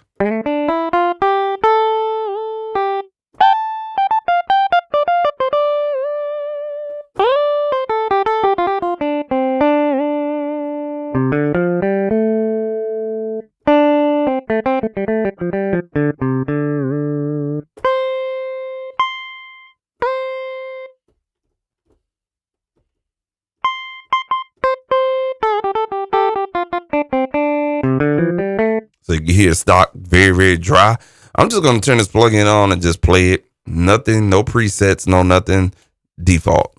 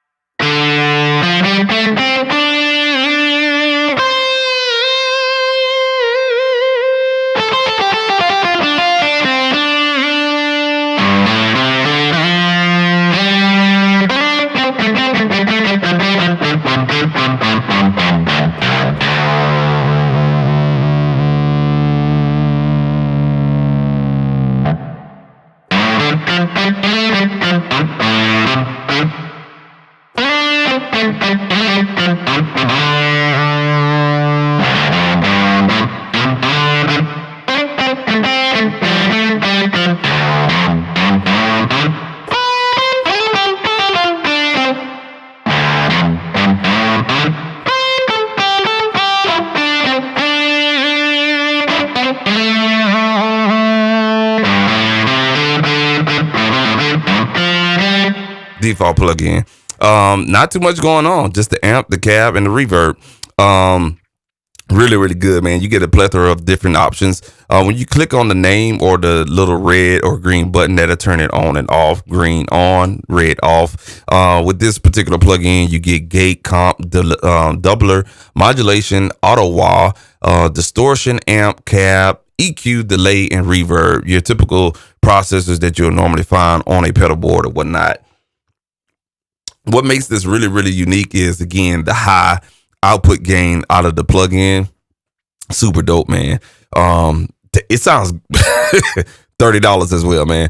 So $30 plugin, Electrum sounds really, really good, man. I'm gonna choose. I like clean sounds. I don't do the rock. I don't do that rock shit. You know what I'm saying? Most of my productions is a very clean sound. So I'm gonna give you a couple of clean sounds. Let's go ahead and go with AH Clean. I ain't did nothing. The track is on 0. The output I ain't touching nothing. I just chose a very high output gain.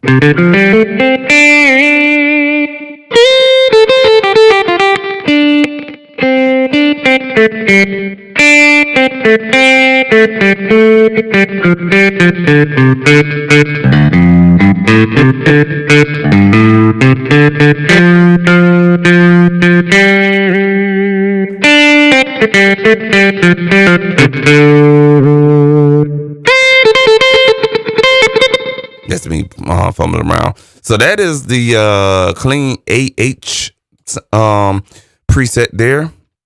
Let's go ahead and find something else here. It was one of these I was going through earlier. Let's do old school jazz here. All right, and so we just got a gate, amp, cab, EQ, and reverb.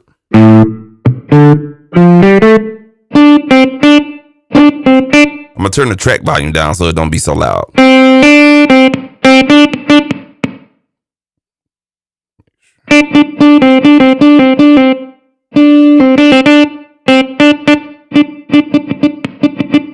Is this motherfucker still loud? There we go.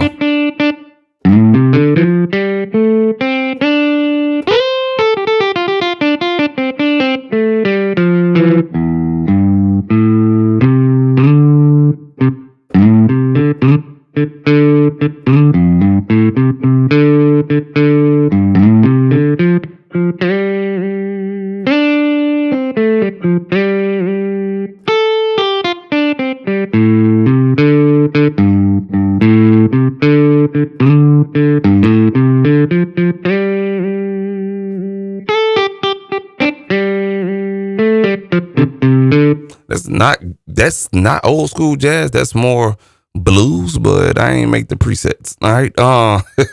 And let's see here. We got a couple of I'm gonna do one more. Let's go with something with the Fender. Let's go with the Fender Blues Rhythm. And again, this is more clean tones. Amp and cab on this one. So not too much difference in the cabs.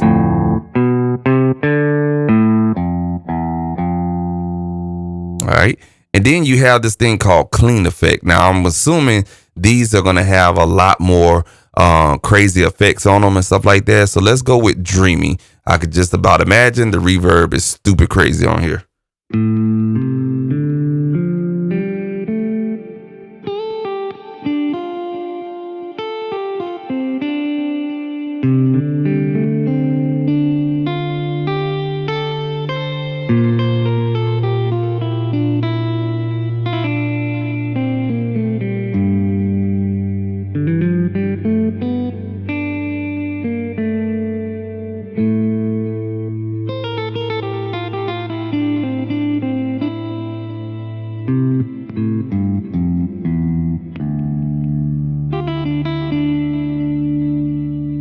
So that's the dreamy patch right there. Let's go with the phasey funk. See what this one is.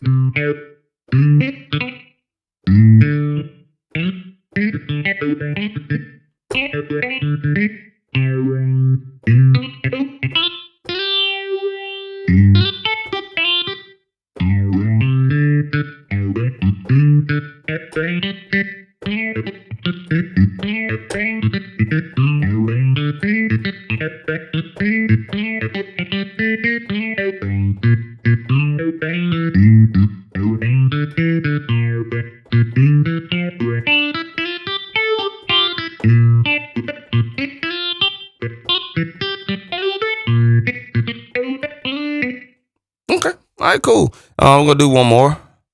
And we're going to move on to the next plugin. It's Fly Notes right here.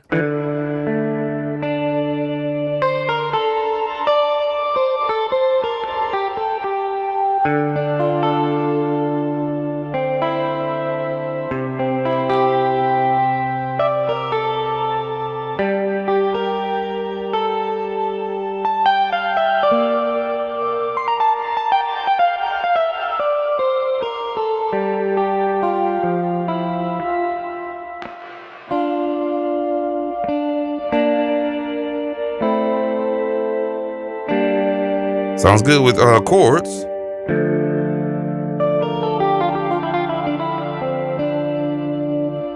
Pretty good, man. Damn good plugin. And you can kind of play around with these or whatnot, you know what I'm saying? Turn on and get, you know what I'm saying, it's a custom thing. If you like that clean sound and you want to muffle it with a cabinet, go ahead and turn the cabinet on.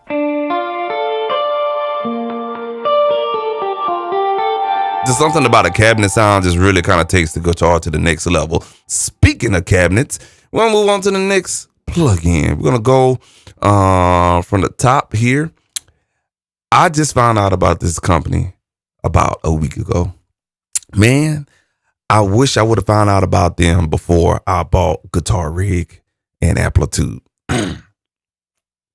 Guitar Rig, I'm about to just uninstall it off my computer. Number one issue with Guitar Rig from Native Instruments is it takes too fucking long to upload on my end.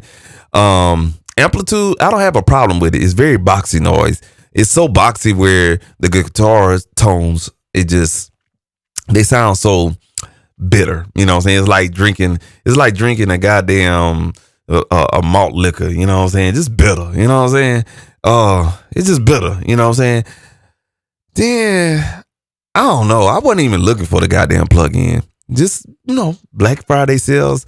I was traveling on the road last week, and I came across a YouTube video, and it features something with Neural DSP. And something just told me to click on this Corey Wong guy. And I was like, damn. I heard the plug-in, the guitar, but I'm like, damn. Let me go ahead and turn on this plug-in. And this is Neural DSP Archetype Corey Wong edition. I'm going to play the default patch. This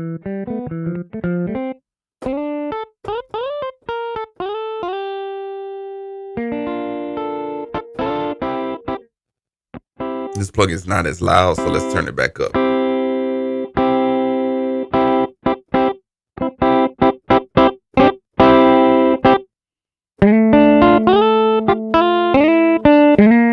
Very clean tone.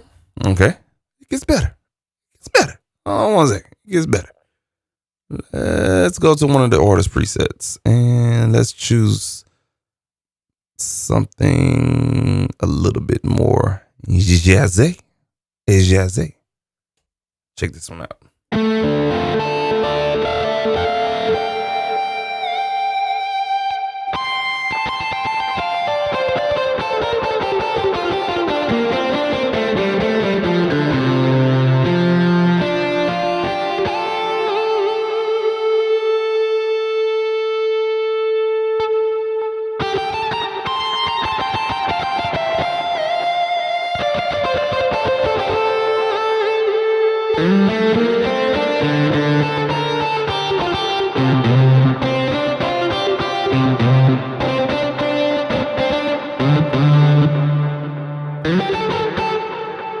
Okay, let's go to another one.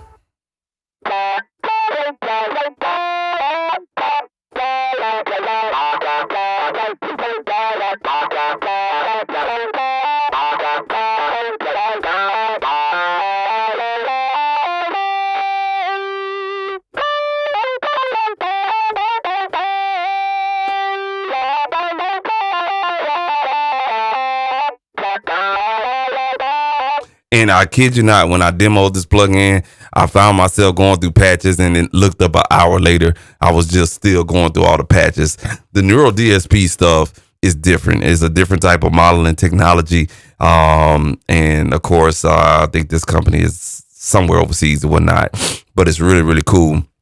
The cool part about it is, man, you get a wah pedal on this one, which is really cool. You get pedal boards here, or excuse me, pedal effects far as preamp and cab and stuff like that. So you get these different ones like a compressor. You get this postal service situation, which I can't explain that one. I forget what they explain on that one. And you get these tube overdrive and then another type of overdrive as well. Of course, you get 3 different amp and cabs. This amp right here, let me get this right. So one of these amps is kind of like a console based amp. Another one is a clean tone amp, and another one has a little bit of edge to it. Yeah, this one is the console. This is a custom amp. And this one right here is a different type of amp as well. And then on top of that, you know what I'm saying, you get the cab sims where you can move your mics around, and you get a choice of different mics, like Shure 57s, some AKGs, ribbon mics, and of course some Sennheisers as well or whatnot.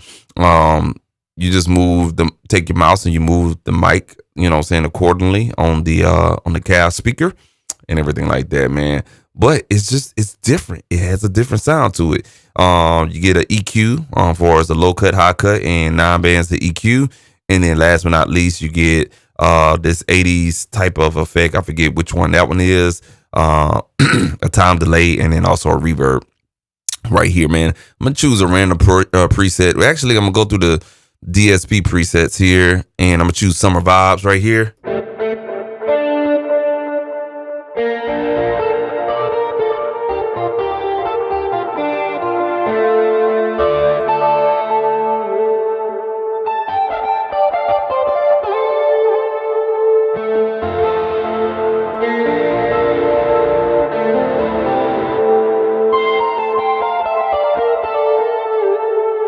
Good Jesus.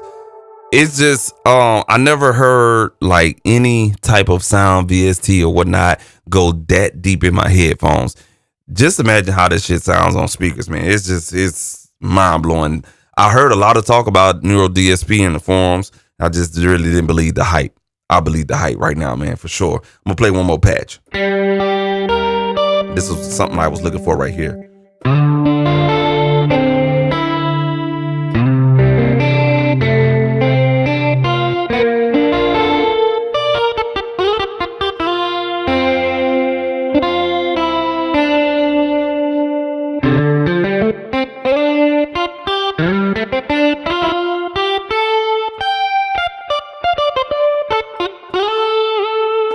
just playing MIDI guitar, like, a virtual instrument. Just imagine if you was a fluid guitar player. That shit sounds really, really good. And what I like about this Corey Wong plugin is I did my research on the artist Corey Wong, and he has a very clean style of play, very discreet, clean style of play. He's not bluesy. He's not popish. He kind of fits the bill on blues, pop, jazz, neo soul, R&B, all mixed into one. He's not that rocker type of guy. He's just kind of like a bubbly type of guy and stuff like that. And his personality meets the tone of this plugin. You have some edge sounds in here, and then some of these sounds just like, oh my goodness, you know what I'm saying? It's just awesome. And the way he plays is kind of like,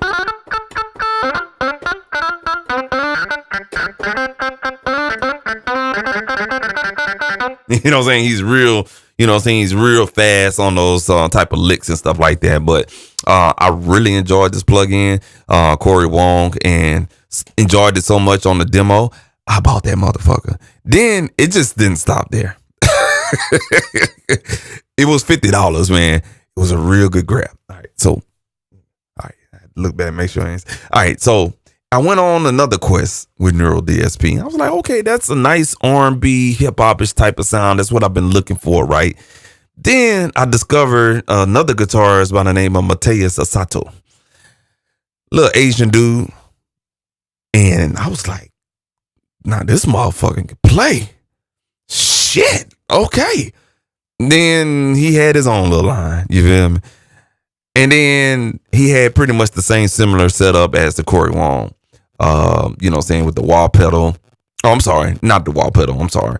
The effects here, comp, 2 different overdrives, modulation pedal, 3 different amps, of course, with the cabs to match.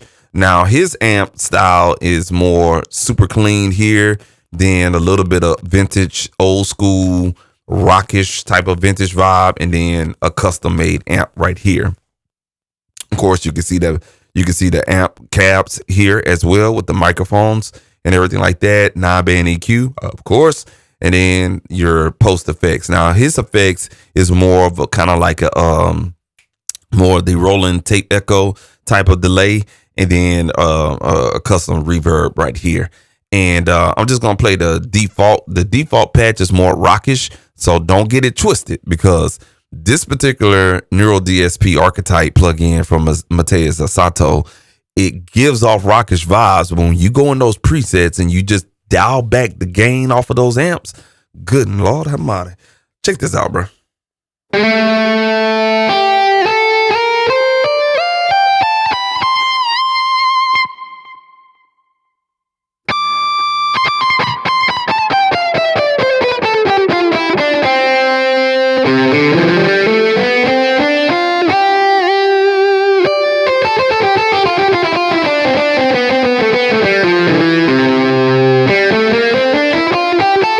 Press the keys, man, but just showing you the range of,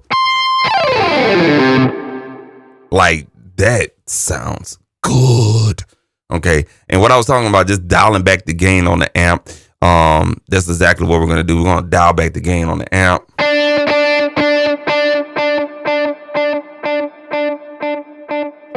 and now you get some of a semi-clean.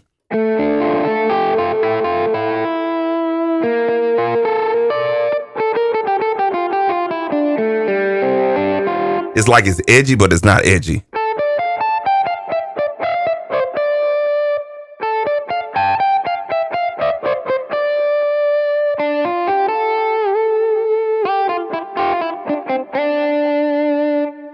You see what I'm saying? But if you want to get aggressive, you dial back that gain.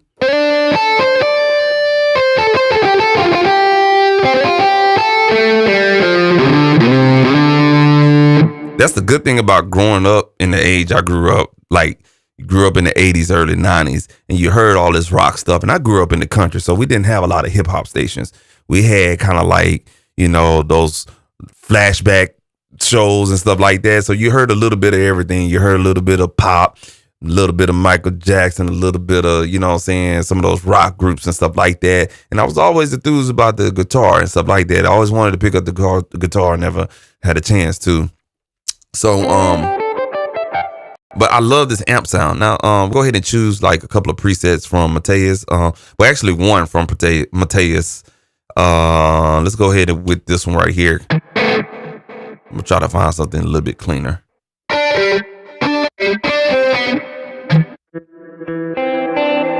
Perfect example. Here we go.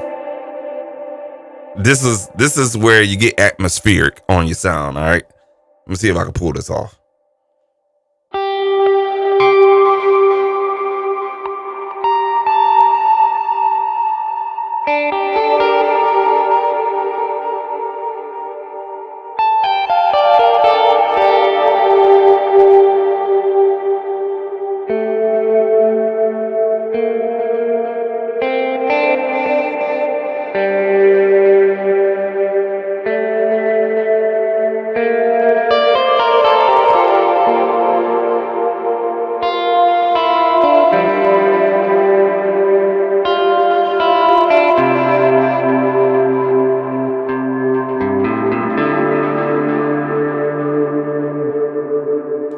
That it's the effects for me, man. Like, I don't know what that reverb and that delay doing, man, but good God almighty. Let's go to another one. We already heard those type of tones.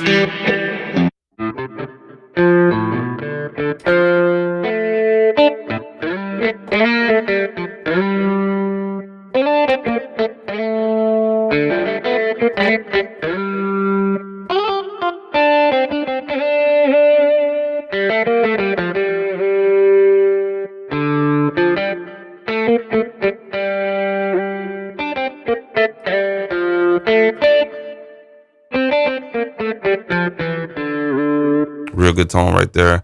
And stuff like that. I'm gonna play one more. Let's go to the Neural DSP and just choose something. I'm just gonna look for clean tones. This one I was looking for a patch with this particular amp right here. This is more vintage, more 60, 70-ish type of sound.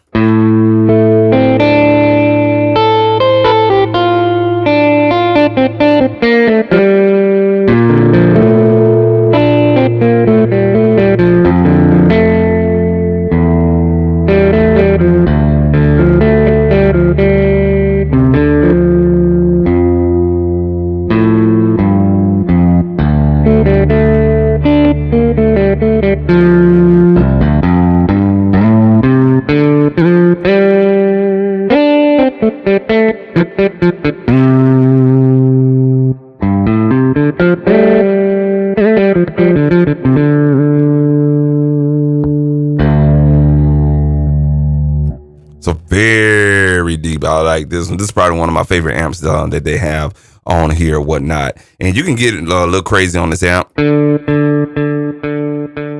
Clean. Make up the output.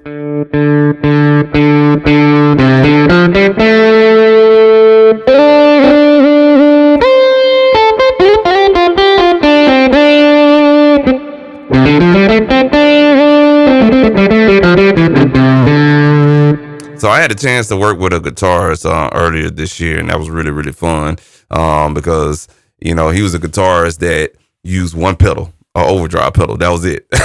He just used one overdrive pedal. So when we was tracking a couple of tracks for his record for him and his daughter, he was blown away by virtual cabs and sims and stuff like that. He never saw this type of technology before. So showing him, you know, saying, hey, you can use virtual cabs and sims and virtual amps and cabs, you know, saying to really get any type of tone that you want is really, really cool, man. So that is the Mateus Asato. I did my research on him.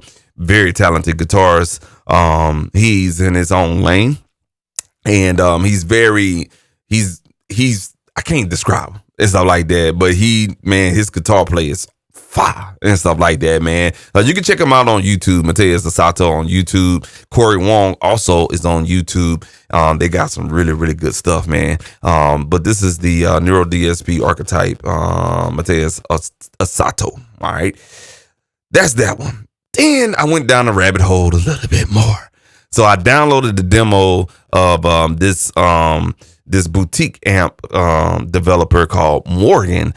They had some really good stuff too. They had a Fender Princeton amp. They had a Vox. I forget which Vox it was, and then some type of PRS or PS type of amp or whatnot. Was that the Princeton? But it was a Fender, a Vox, and something else.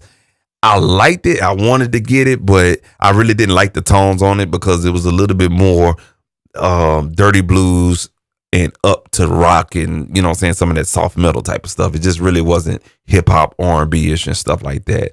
So I keep on going down a rabbit hole. Then I came across this motherfucker right here. Archetype Tim Henson. Tim Henson. Never heard of this, you know what I'm saying? Tim Henson, young cat, you know what I'm saying? Got to be like in his late 20s, early 20s or whatever. I think he's out of Dallas, Texas, man.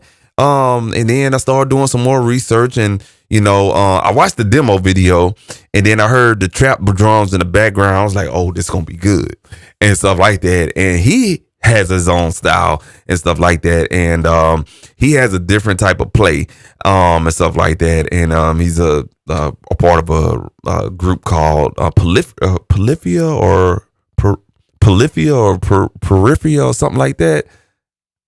Oh, he said, oh, he's crazy. Who? Tim Henson? Who's crazy? But Polyphia, I think that's the name of the rock group. And I heard their music. I was like, okay, this is different, but I like it and stuff like that. So Tim Henson, he looked weird and stuff like that, but he a young cat. I can't describe him, man, but I thought he was a girl, but he wasn't a girl. But he got the tattoos up his neck and everything like that. But man, out of all three of those guitars, this dude right here, man, I saw him doing like he was riffing to some type of cinematic score, playing some type of Mexican type guitar. I mean, them fingers was doing like this right here. You know what I'm saying? Like cold, bro. Like, so he had his own plugin. I was like, okay, let me check this dude out. And one thing about this plugin is different from all the other ones. Oh, Peripheria. Okay, all right, that's the name of the group. All right, cool. So this plugin right here has a multi-voicer, which is kind of like, you know, you'll find this. I got it on this I got it on this guitar plugin, but it's like a harmonizer, and I think he made this harmonizing type of effect. Pretty famous for the group Peripheria and stuff like that, or Polyphia, whatever the case may be. And it was sounding real cool because he did a YouTube video and he was working at Ableton Live, which is another plus. And then he had like some trap drums in there. And I didn't know he did some stuff for Nick Mara, one of those beat makers or whatnot. He did some couple of hip hop stuff with his guitar play. I was like, okay, this dude is all around cat, right? So I had to try his plugin. It's a little bit more rockish, but when you dial back on the gain on the amp, you can get some really good shit, man. I'm gonna show you kind of like what this little multi-voicer can do. All right, let's go ahead and turn this on.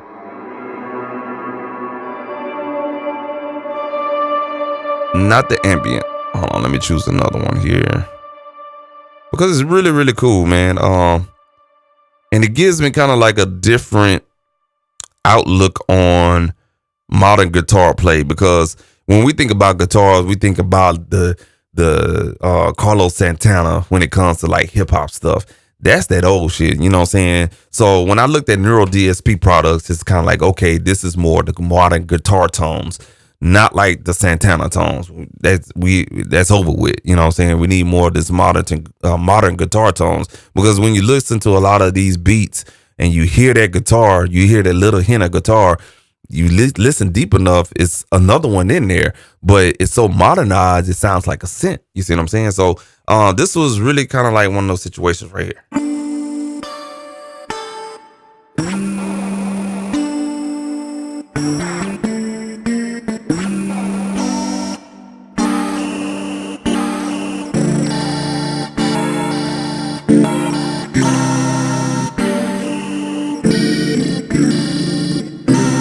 You know what I'm saying? You play it right. Now, he has this thing where he'll go in and use chord notes and do something else with a a MIDI track and then use the arpeggiator to make this kind of do what it do. So if I was to put my keyboard in arpeggiator mode, check this out. Or put it in chord mode.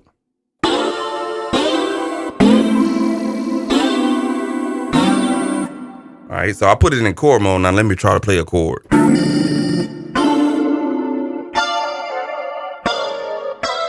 And that may not be the right type of patch, but you kind of get where I'm kind of going with it. Let me try to see if I can find another one.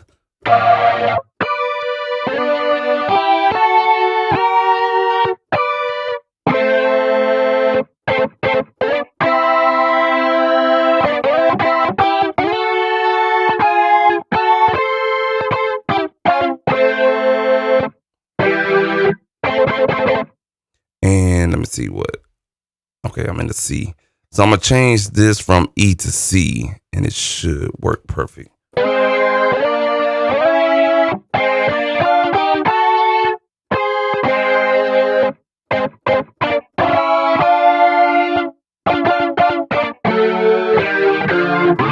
You have to play with the notes and everything, but you kind of get what it is.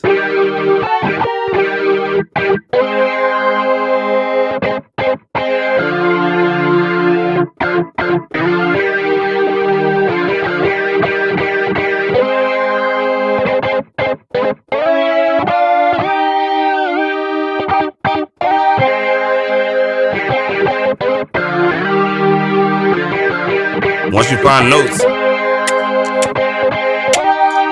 you see what I'm saying? Like it's a real unique guitar tone. And I was like, damn. Because I wasn't going to get it. I wasn't really feeling it. But then I was like, one night I kind of in here and I was kind of playing around with these and moving these notes around and figuring it out and stuff like that. This is one of those multi-voices where you have to kind of, know theory, know, eighths and intervals, the thirds, the fourths, the fifths, the eighths and the sevenths and stuff like that. You have to kind of get in here and build your own little situation. Now, once you build it, you can say all these presets and everything, but it's super dope, man. And it makes you think about utilizing MIDI guitar a little differently, especially if you're a guitar player. All right, so let's choose this one right here. Different types of amps. So we done with that. So this right here, this is gonna get different. So this is his clean amp right here. This is his clean amp. All right.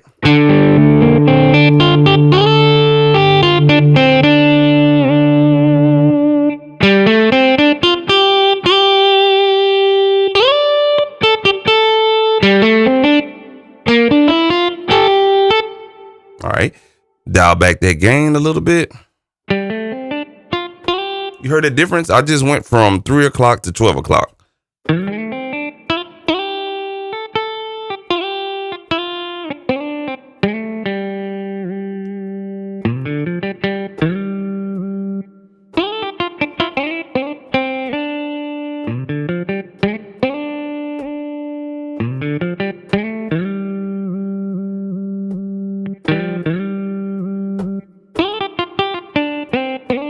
I just got caught up for a second. All right. And then if you go here, he has a couple of acoustic situations right here. Now, this is the acoustic amp. All right. Now, let me go and try to get a nylon stock plug in here. And I can show you what this thing does here.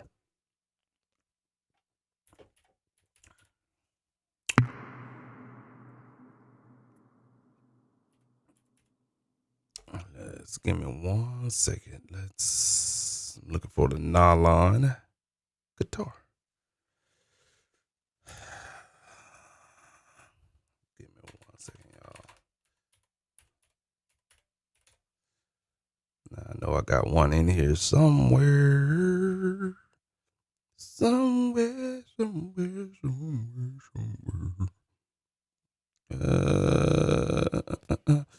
You know what? Let me not be cheap. Let me just go ahead and pull up a real acoustic guitar and just be done with it.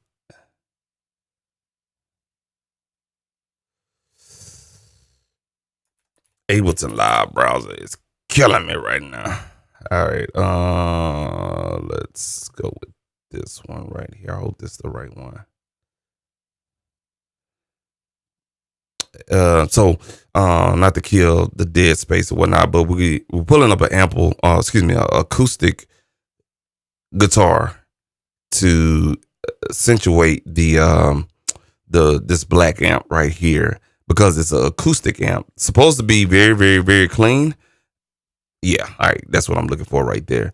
All right, so I'm gonna go and choose a patch that bypasses all the effects. So when you're utilizing, like, and this is I did a video on this. I'm supposed to put that out, like a little YouTube short. But when you're utilizing guitar VSTs like this or others, turn off all the effects. If it has effects built in, kind of like, EQ, reverb, delay, turn all this shit off, man. You don't need all that crap. All right. If you're going to be using something like Neural DSP or Amplitude or something like that. All right. So we turned off everything. I'm going to go ahead and just go ahead and play right now.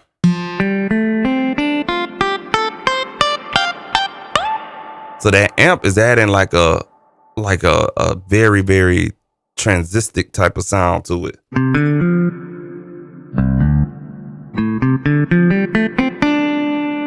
So it doesn't sound like your typical acoustic guitar. It has more of a I'm trying to slide these goddamn VSTs over. It has more of a it's weird, but it has more of a actual guitar. So hold on a second. Hold on.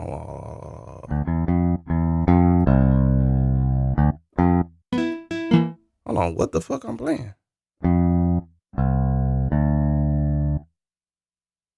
I thought I turned that off. Hold on 1 second, y'all. I'm confused. Hold on.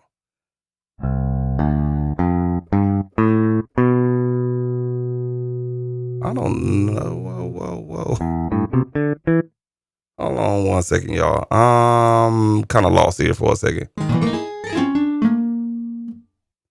Cause this ain't, I don't know what the hell I'm playing. This is the other instrument. I'm kind of confused. Oh, I grouped the, oh crap. Oh, I see what I did. Got it. Y'all give me 1 second. Let me put the acoustic guitar on its own track. There it is. All right, I got confused for a second. We're gonna go ahead and throw that archetype plug in on the acoustic track here. I was trying to figure out, like, why the hell I'm still playing that other guitar. All right, here we go. So let's see here.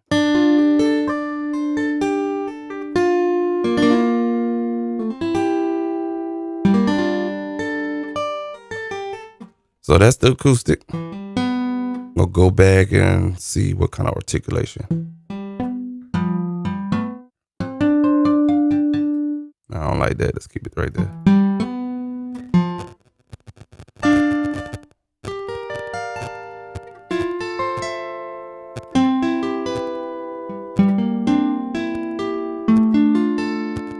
All right, that's a Taylor type of acoustic. Now we're going to turn this bad boy on now.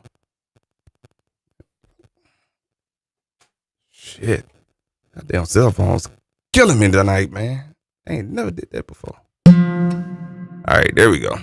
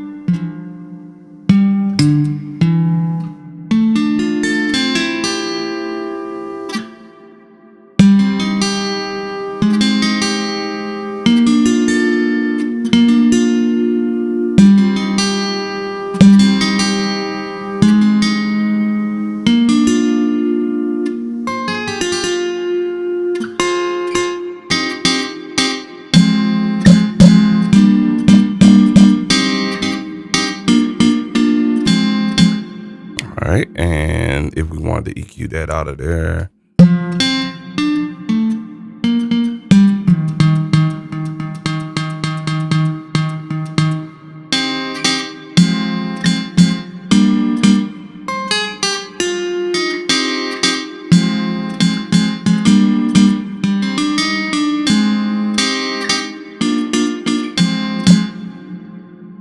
See what I'm saying? So that's a really, really cool way of enhancing the guitar, and it's a couple of more in here, like this one right here, fingerstyle acoustic.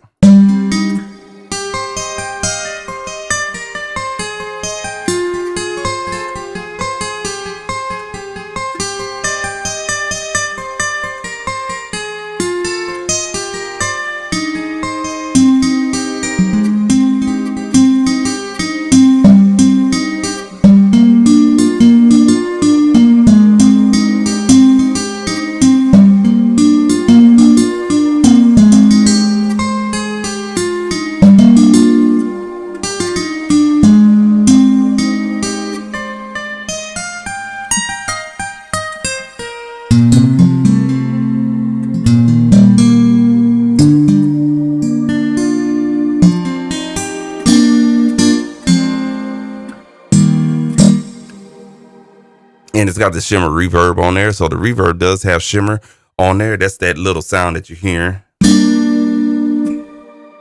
That sounds like voices that shimmer.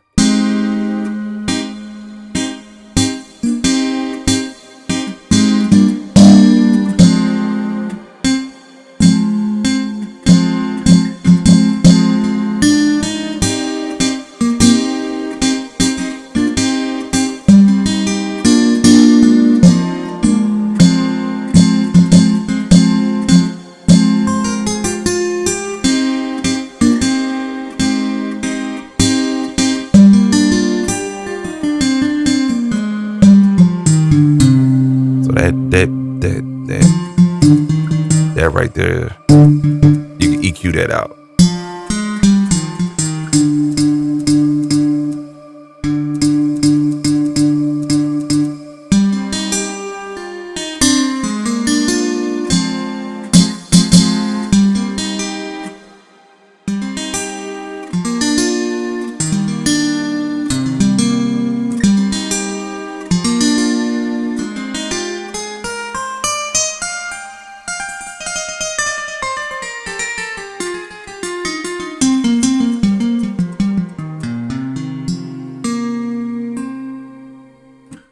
There, man. Yeah. That dude has his own little flavor, whatnot. We're gonna throw this back on. Yeah, so that's that plugin right there. And then what I was gonna do is throw that back on this track right here and go for more of his dirtier styles with the pink amp. Let me see if I can thumb through and find it. And you get something like this.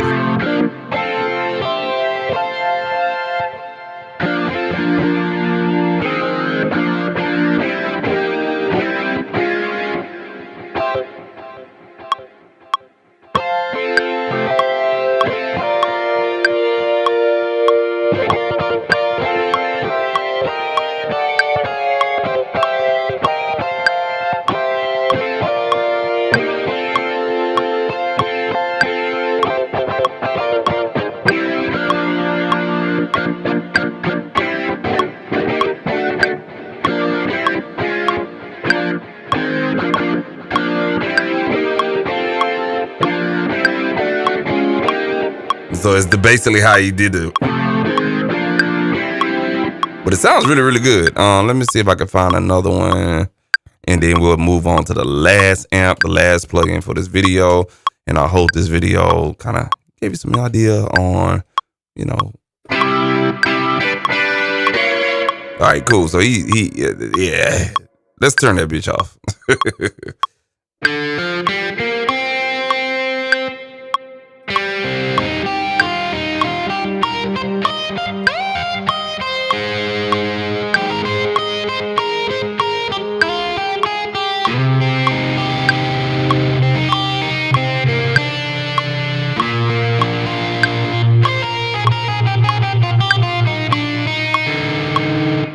shit up and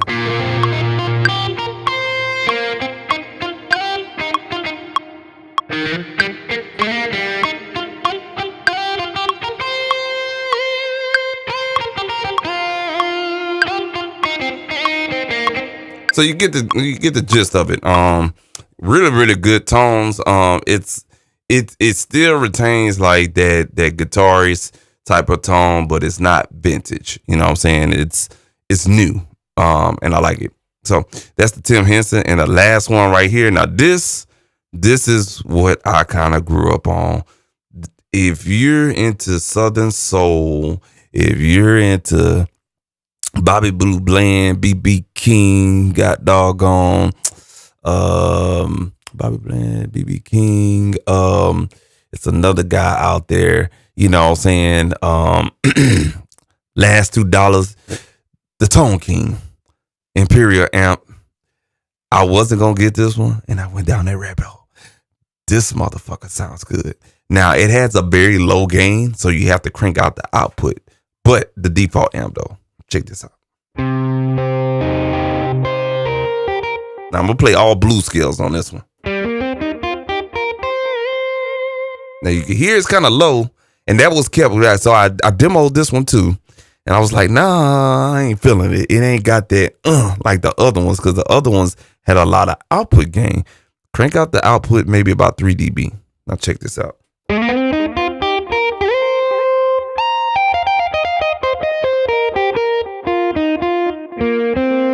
Check this out. We let me jazz it up for you just to finish out the video.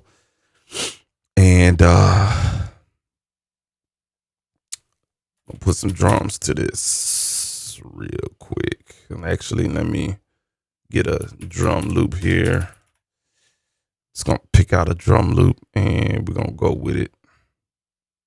Something that makes sense here. Nothing. Here we go. Hopefully this will work. Wake up. Wake.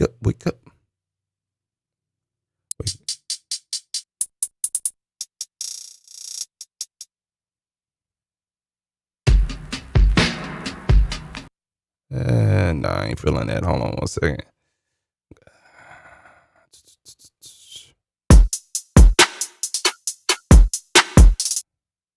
All right, let's put that on that right there. All right, here we go. Hell to the no. Let's go ahead, bring that down.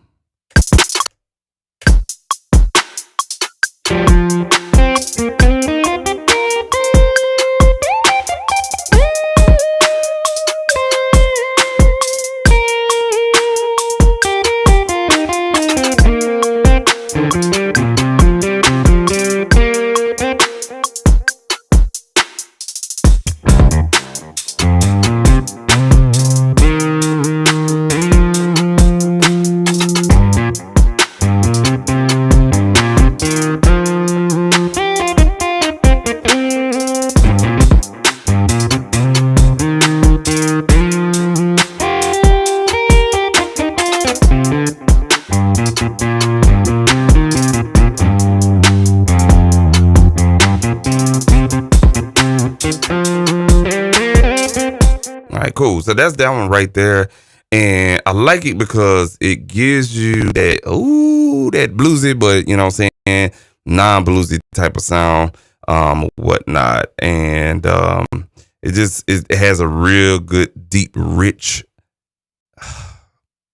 Y'all give me 1 second. Let me close this bad boy out.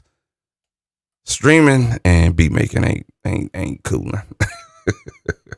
All right, cool. So that was the default patch. I ain't did nothing but just turn it on. All right. We'll go through some of these artist patches here. Just gonna do a washout here, and you can change the GUI on here. And the cool thing about it is you have the amp head in the back and in the front. So if you need to make any changes on the back side, you can do that as well. You got one speaker cab, not a dual.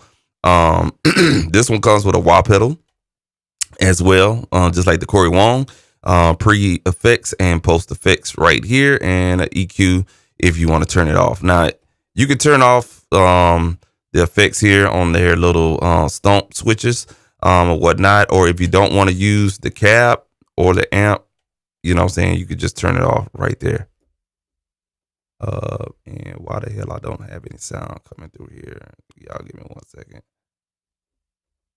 What the fuck? What the fuck? What the fuck? Okay.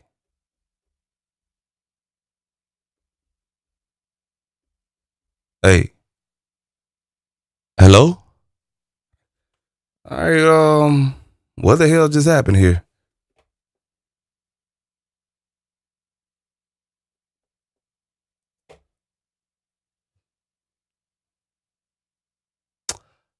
Alrighty.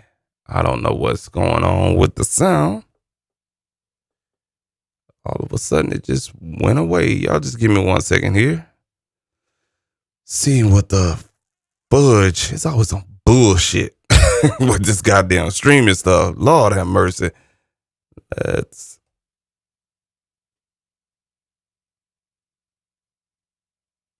all right. All right. Test 1, 2, 3. And what the fuck going on here, bro? What the hell just happened?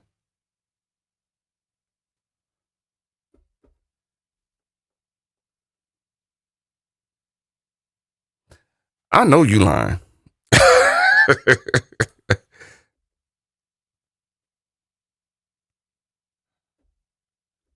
Okay, so apparently you guys can hear my voice, but I don't know what the fuck just happened with.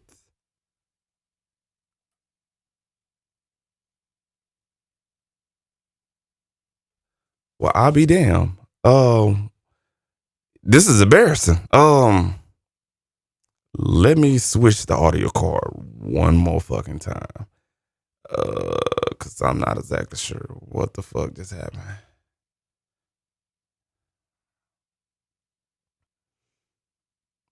This is one of them FML moments right here. Let's do no audio. Switch this bitch back up. I think I'm not gonna stream on the same interface anymore because I always have these dumbass goddamn issues with the fucking sound cord, and I'm still not getting any play. Nothing. Nothing there. I don't know what the fuck I did, but you got the gist of it.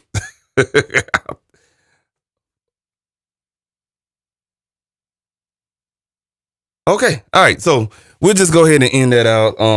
I don't know what the hell just happened, man. Because apparently the audio is playing, and unless something happened on the internet side of things, then I'm gonna check the audio. Yeah, it should be working. I'm not exactly sure what the fuck happened, but you got the gist of the Tone King itself. The fucking metronome not even fucking playing. I don't know, but anyway, man, that'll kind of conclude what the hell we got going on. Kind of pissed off, man. This is ass white. I'm fucking puzzled, and I'm not gonna figure it out tonight. But hopefully, you saw some plugins that that's worth your while, and stuff like that, and you know, saying gave you some outlook on what's out there, far as like you know, saying plugins. Bro, come on, bro. There we go. All right, some plugins that's out there and that you want to kind of take a look at or whatnot. The Tone King, even though we didn't finish up on that one, you kind of got a gist of it. It's a guitar amp, cab and sim, but it's different and unique. Go on YouTube and check out Neural DSP videos on the Tone King, and you kind of get what I was trying to do before I had some audio issues within Ableton Live without restarting and everything like that. But the other archetypes with Neural DSP, really, really good amp sims. I'm thinking about uninstalling Amplitude as well, because I don't really use anything out of Amplitude besides the stuff that they have in there. And most of the neural DSP amps are basically some of the amps that I go in Amplitude and looking for. And now I notice what Amplitude is, I'll go through all the presets, and by the time I find something, it's like 10-15 minutes. With these neural DSP plugins, is right there. The tone that you're looking for is right there. So they kind of changed the ideology of, the virtual amp and cab tone for us, guitar and production and stuff like that, man. So, man, I wish they would have came around a long time ago and stuff like that. But it's definitely worth checking out. And also the other one too, from United Plugins. I forget the name of it already, but the one I did, just kind of rewinded a little bit before we got on the Neural DSP. That's one is also cool as well, man. Because some of the big makers, man, they're not, their focus is not on those type of products anymore, because they're putting out so much stuff. And I think IK Multimedia has really been focused on the ToneX stuff that's really hitting for them. They even forgot about the little plugin, Mixbox plugin. Because they haven't updated that version 1.5 in a whole year. So they really been focused on the ToneX. So I think that's taken off. It's just a different style of capturing, this new style of capturing these amps and guitar tones and stuff like that. Everybody's racing to get the best IR capture of amps and cabs and stuff like that. So that's what IK Multimedia been focused on and stuff like that. But check out the Neural DSP stuff and all the plugins that I showed you guys. Make sure you get the demos, and if they don't have the demos, definitely look at YouTube videos and stuff like that.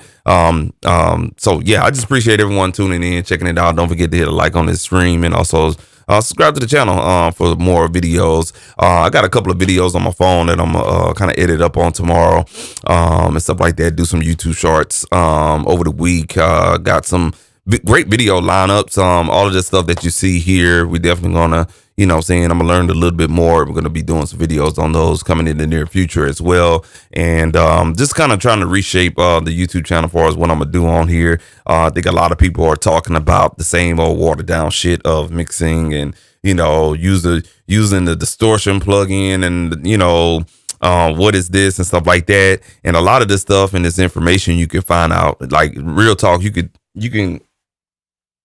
just real talk, like, I'm gonna show you guys something. Just a sidebar. You can really kind of go on ChatGPT and tell ChatGPT, hey, what's the best EQ plugin or whatnot. And if you pay for the ChatGPT app, I'm gonna show you guys exactly what the hell I'm talking about. So check this out, y'all. What's up, ChatGPT?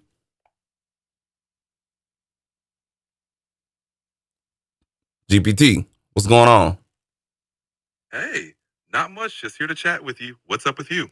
Oh, nothing much, man. I'm doing a live stream, so you on live. All right, that's cool with you? Absolutely. That's cool with me. Let's make this live stream interesting. What are we getting into today? All right, cool deal, man. Look, I got about 5 viewers on right now, man, and we need to try to figure out something. So, we need to know what is the popular trend on plugins. What is going to be the hottest plugin going into the year 2025? All right, let's dive into it. When to continued innovation in AI-driven plugins. These tools can suggest mix adjustments or even generate new musical ideas. Also, advanced analog emulations, bringing class with even greater accuracy. And let's not forget about immersive audio plugins, catering to audio for more. Those should be hot trends in the plugin world. Okay, can you repeat that one more time? I had a poor connection, and the people couldn't hear you. Can you repeat that one more time? I had to turn off my other live streaming, and got a lot of internet stuff going on. Can you repeat that one more time? Of course. For 2025, look out for AI-driven plugins that suggest mix adjustments or create new musical ideas. Advanced analog emulations will bring classic gear into the digital realm with even greater accuracy. And immersive audio plugins will cater to the growing interest in spatial audio for a more 3D sound experience. Those should be hot trends in the plugin world. Okay, and I just was talking about the Neural DSP plugins for guitar tones, and can you tell me a little bit about the Imperial Tone King Neural DSP plugin? Sure thing. The archetype Tom Morello from Neural DSP is all about capturing the iconic tones of Tom Morello. It's designed to deliver the unique sound and feel of his gear setup. Hello. The plugin Hey, features, hold on. hey, No. I said the Tone King Neural DSP plugin. got it, my mistake. The Neural DSP Tone King Imperial plugin emulates the classic Tone King Imperial MK2 amplifier. It's known for its rich vintage tones, offering both sparkling cleans and smooth overdrive. The plugin includes features like built-in effects, cabinet simulation, and microphone options, allowing for versatile tone shape. It's perfect for guitarists looking for that amp sound in a digital format. All right, cool. And do you think it's better than Akai Multimedia Amplitude 5? Tone King Imperial and IK Multimedia Amplitude 5 are highly recommended for slightly different purposes. The Tone King Imperial focuses on emulating a specific amp with a classic boutique tone, making it ideal if you're after that specific sound. Amplitude 5, on the other hand, is a comprehensive amp and effects modeling suite with a wide range of gear, making it more versatile for different styles and tones. If you want a specific Tone King sound, go for the Neural DSP. If you need a broader palette, Amplitude 5 might be the better choice. All right, cool deal. And another thing too, man. About the orange clip, I had a question on that. The Schwab Digital Orange Clip plugin. What is that basically emulating? Is it what Fruity Loop plugin is it emulating? The Schwab Digital Orange Clip plugin is designed to emulate the soft,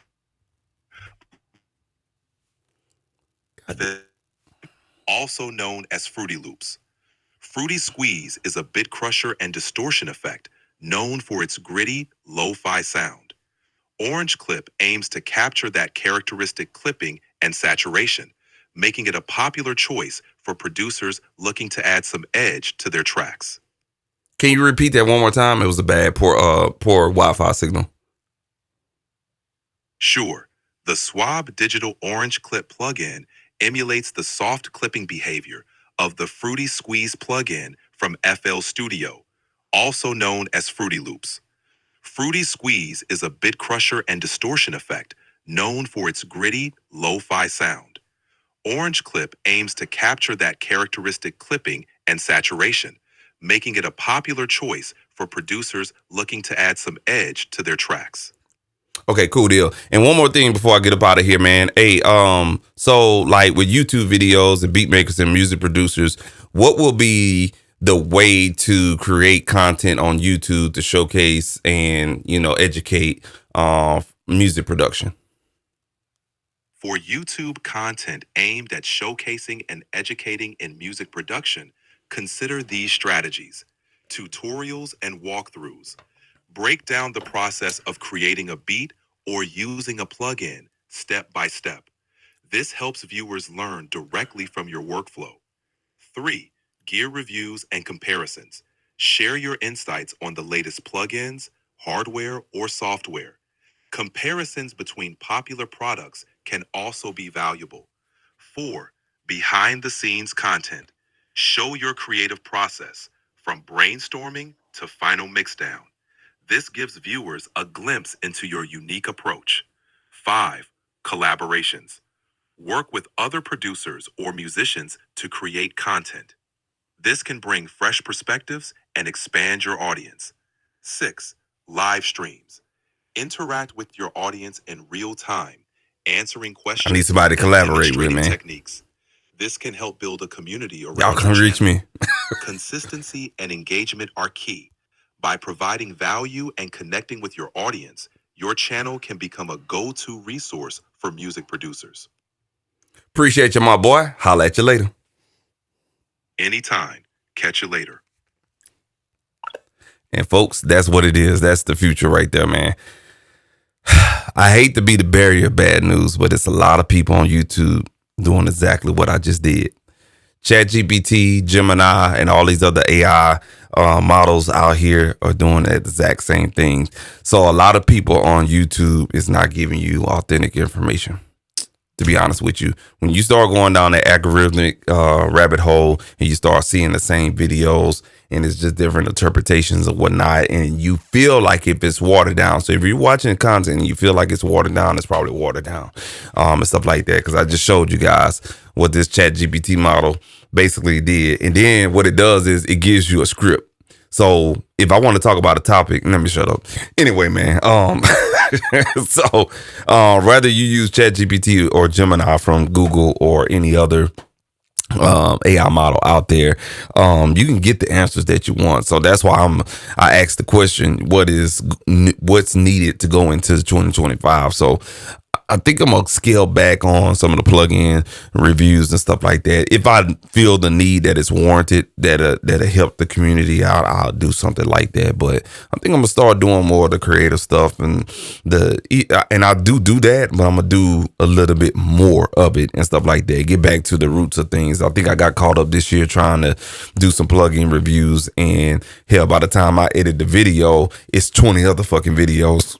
Excuse me, there's 20 other videos on that same fucking VST, and that really kind of doesn't help the channel as well. What makes you really unique is showing that crafty side of things, or just showing the process and not showing my face so much. So that's what it is, man. But I just showed you guys, like, please be careful. And I was going to make a video on this. This is confirmation. I was going to make a video today on, when you're producing and mixing, they kind of work married with each other. But if you're producing, you have to mix just as you produce.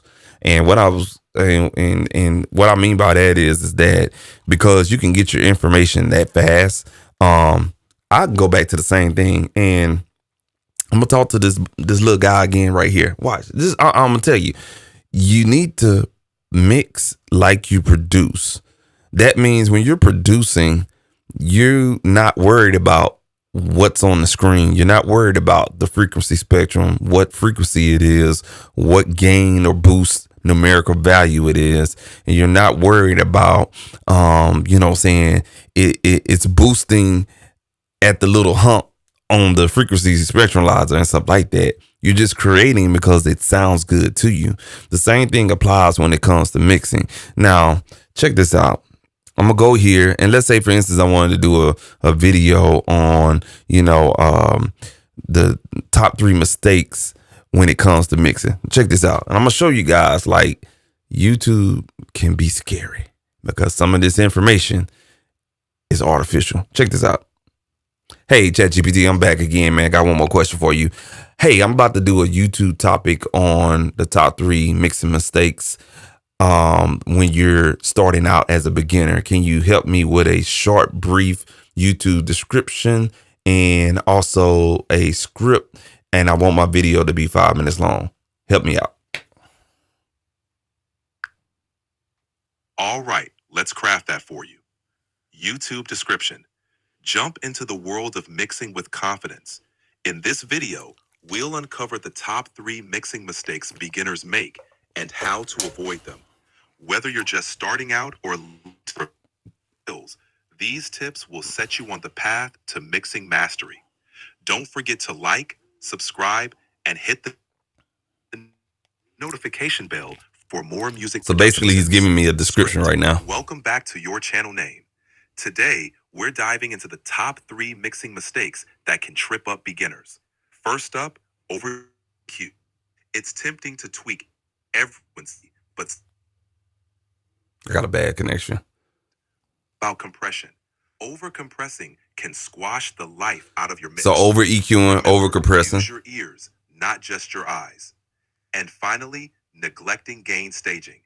Keeping your levels in check through So basically, those are three simple things that everybody talk about, and whatnot. But you'll see some videos that have those type of topics, and it's kind of like, it's kind of like when you see those watered down titles.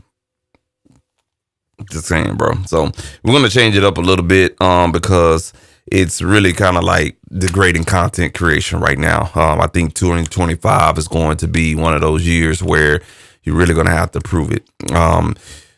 Next 4 years to set up for you to have financial success. However, you're gonna have to earn it. That's just the way it is, or whatnot. So, we went through our phase of faking the funk these last 4 years, and next 4 years you're gonna have to earn what it is. You're gonna have to earn your keep.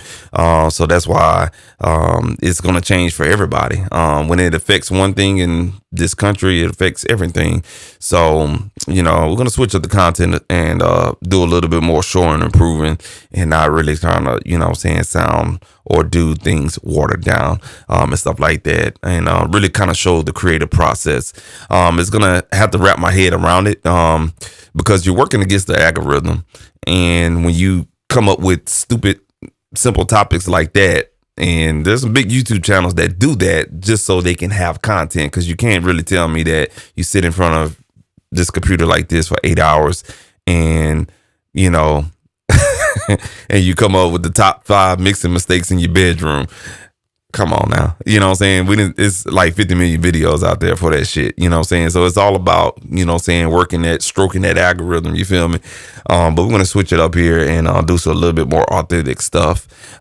So I just kind of wanted to show you, on this platform, any social media platform, it can be scary, because AI, man, can really tell you what you can do with anything nowadays, man. And it's been around for the last 3, 4, 5 years, and it's smart now. You know what I'm saying? It's only getting smarter, and you can talk to this thing like it's a goddamn robot. So you know what I'm saying, use it wisely and stuff like that. But what I was using was ChatGPT Plus, which is that $20 a month situation, and it's really, really good, man. You know what I'm saying? You can't use it, you can't abuse it, and you can't overuse it, but you can use it just right. You see what I'm saying? So just to give you guys an idea. But you know what I'm saying, if you like the content, man, definitely like, subscribe, and stay tuned, man. We're gonna be doing some fun stuff with some plugins, and I'll show you, kind of get into my ideology of making beats and stuff like that. Everybody has their own ideology, but I'm gonna try to do a little bit more like the old people when they're doing content, you know what I'm saying, really kind of show you guys not from a screen sharing and this type of view, but really from a camera type of view and stuff like that. Sticks Jones, Clipper, what's good, my boy? Clipper, man. Standard clip, orange clip. Those are the top ones in my opinion. I done tried them all. Oh, and Kazarog clip is real good too. And to be honest with you, Decap, he has a clipper too that's really, really good. All the rest of them out there, it's some other good ones out there, but that's the top 3 that I've been using in my productions all year. The Decap Knock clipper, the Kazarog, this new one I got from Schwab Digital, orange clipper, and the doggone standard clip. Really good, man. When you start tweaking those knobs, man, you already up there in the -9 and -8 LUFS, you know what I'm saying, range and stuff like that. So really, really good, man. Hey, man, I had to take a couple of days, man, to get myself right. I had road lag. I'm gonna have road lag tomorrow because I gotta travel out of town and stuff like that. But next week, man, I'll probably be doing some content during the midday, and picking up the live streaming once again in between this holiday situation, man. You got Sound Toys? Man, I was looking at Sound Toys and checking it out, man, seeing what they had. I had Sound Toys a while back, and I ain't really fuck with it, man. You know what I'm saying? I had bought a couple of them, and the Echo Boy being one of them I bought, you know what I'm saying, when I was in audio school back in 2011 and 12. And it was cool, man. I used it for a session. Look, got a new computer. I ain't even install it back on there. I just can't really get into the Sound Toys stuff, man. it's really, really cool though. When you hear other people use it, you see what I'm saying? But I can't really get into sound toy stuff. And let me, while I got this going, let me play my music because I'm just talking, man. And I'm gonna chop it up with you guys too, man. Chop it up. What's going on, DL, man? How you doing, bro? What VSTs did I buy? A whole bunch of them. You have to rewind the live stream when it finished processing after I hit stop. It's like in the morning time. Go back and I showed all the VSTs that I bought. It was a whole bunch of them, but it was in a lengthy period. So the Black Friday sales actually started mid-October. So I bought pretty much all of them. I didn't showcase any of them. I teased a couple of them in live streams, but I didn't mention them and stuff like that. But I bought mostly a lot of guitar stuff, man, because I'm about to switch some things up on my production, man. I ain't really feeling this new rap shit, you know what I'm saying? Like, I ain't really feeling it, you know what I'm saying? So, but I bought a whole bunch of guitar stuff, man. About to do something. Let's see. I have most of the gold clip emulated that library. Yeah.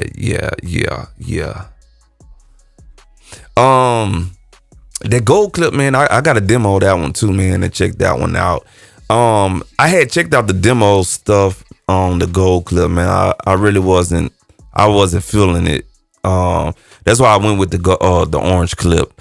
Of course it was cheaper, but the orange clip, it just, I don't know, it did something a little different. It just gave that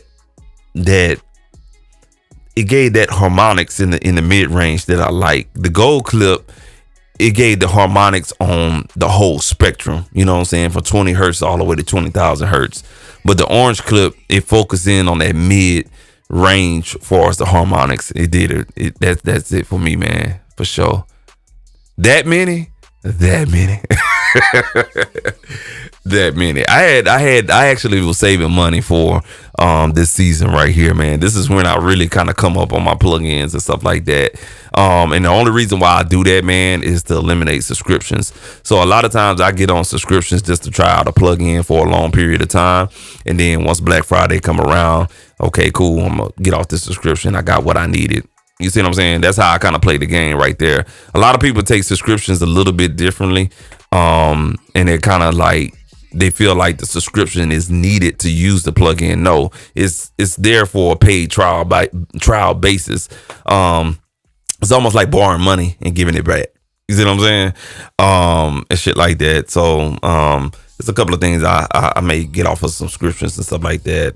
But I definitely got what I needed for sure, man. Yeah, it was a good Black Friday.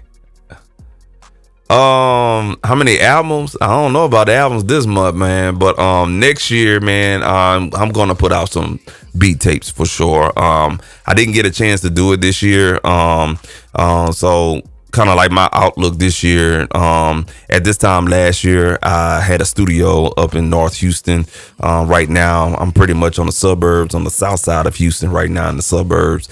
And, I was looking at an hour and 5-minute drive to and from the studio, from home to the studio. So after moving everything out of that studio, fixing up this particular room I'm in and converting it back into a studio environment, and buying different pieces that I needed to use to make my music sound better, and other people that I mix for music sound better, and fill in a couple of,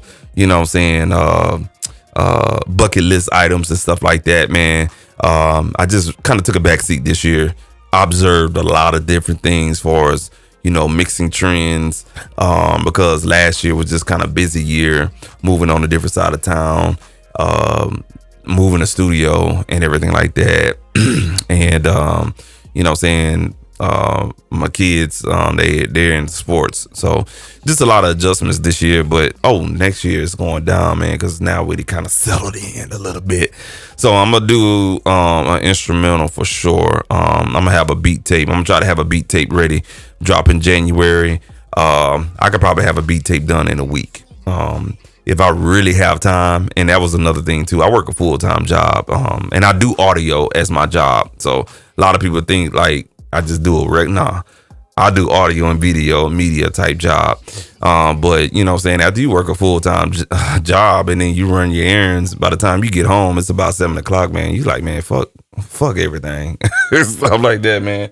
So, but next year I'm gonna push myself to, I'm gonna try to drop, I'm gonna go back to my 4-pack series that I used to do, a while back. I used to do these 4-pack series where I do like release on Spotify for instrumentals, as streaming situation, just showcasing talent, man. And thinking about doing an album next year, rapping. So I'm thinking about rapping next year, man.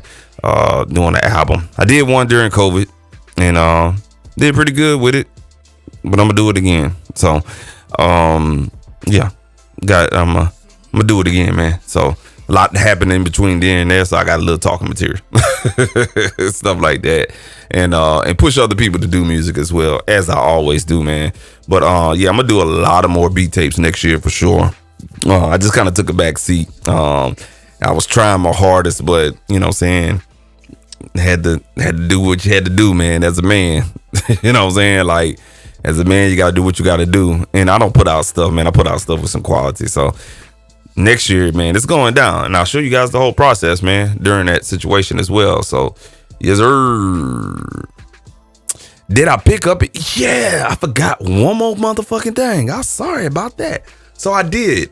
This microphone that you're hearing, that I'm talking on, this Liveaxtion microphone, it's a Liveaxtion LCT 240 Pro. I picked this up from Guitar Center, man. I walked in just kind of fumbling around, you know what I'm saying? I wasn't literally looking for anything, and then I saw $99, and I was like, So I did you know how at the Guitar Center they have the test mics and everything. They had this one as a test mic. I'm gonna remove this and stuff like that. They had this as a test mic, and it's a small diaphragm condenser, and I talked into it. I was like, damn. And then I went to another microphone that I'm used to, an Audio Technica microphone, and the clarity was muffled. I was like, this has more clarity. And I was very, very surprised by it. And even as I'm talking with the explosive, I got big lips. I'm sorry, man. It runs in my family. We got full lips. So when we say some P's and B's and plosives and stuff like that, you know what I'm saying, it definitely hits that diaphragm. So that's why I have this little phone situation over it. But this handles explosives really good. So if I say Peter Piper pepper, Peter Piper pepper, Peter Piper pepper, Peter Piper pepper, Peter Piper pepper, pepper, if you right up on the diaphragm, you know what I'm saying, it's going to pick up that explosive. But if you get off axis just a little bit and you pick up that explosive again, you see what they're talking about. So real good. The LCT 240 Pro from Liveaxtion, very, very good mic, man. Very inexpensive. It's better than the AT 2020. Keep it like that, man. And I recorded plenty of rappers on that AT 2020. Loud motherfuckers too. I can't be loud because everybody's sleeping in the house, but man, I done recorded some dudes yelling, bro. And the AT 2020 really, really held its own. But this one right here gave me the AT 2020 vibes, just a better quality. But the item that I did buy, I got it off of Reverb. Excuse me, I got it off of Reverb on sale, man. I got this bitch $150 less than the standard price, and it don't go on sale. Check this out, man. This guitar pedal right here, man.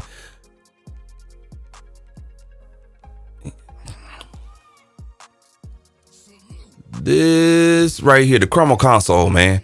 I've been wanting this since it came out, and bruh, when I copped this for like $300. You know what I'm saying? These motherfuckers sell like $400. You know what I'm saying? $450. I copped this for $300, bro. I had to get it, and stuff like that. So I got this. Really good unit, man. I kind of experimented with it a little bit for us running a signal through this 2-channel strip, or this channel strip here, mono signal into the Chroma console, mono, and then coming out stereo. The it don't sound right. So what works best with this, if you do get one of these joints right here, and I highly recommend going on reverb.com to get you one. But if you're going to get one of these and use it, run stereo in, stereo out. Do not go mono in, stereo out. It doesn't sound the same. This is a true stereo processor, and it's fucking awesome. And the bonus is, I'm gonna give y'all a bonus. Hook up a reverb and the delay pedal to that bad boy, and man, you get the ultimate effect pedal combo, trio, should I say. It blows this out of the water, but I use this in a different manner. So I use this to really get those guitar tones. Carlos Santana, the Neuro DSP is the modern shit, or whatnot. And my other piece that you probably can't see is I got a UAD to Octo satellite. Not a quad, but I got an Octo. Got that bitch on sale too. eBay, man. I finally won an eBay auction. For real, man. I tried winning the eBay auction for 15, almost 20 years, and I never could win, man. And the funny story was that I saw man, they keep playing this motherfucking beat, bro. I'm trying not to cuss, man, but god damn it, man. What the fuck? It'll play two different beats and then it'll go back to the same goddamn beat. Yeah, man, I was on eBay, man, and I saw that UAD Octo satellite. A hard device to find, because once you get an Octo, man, you really don't need nothing else.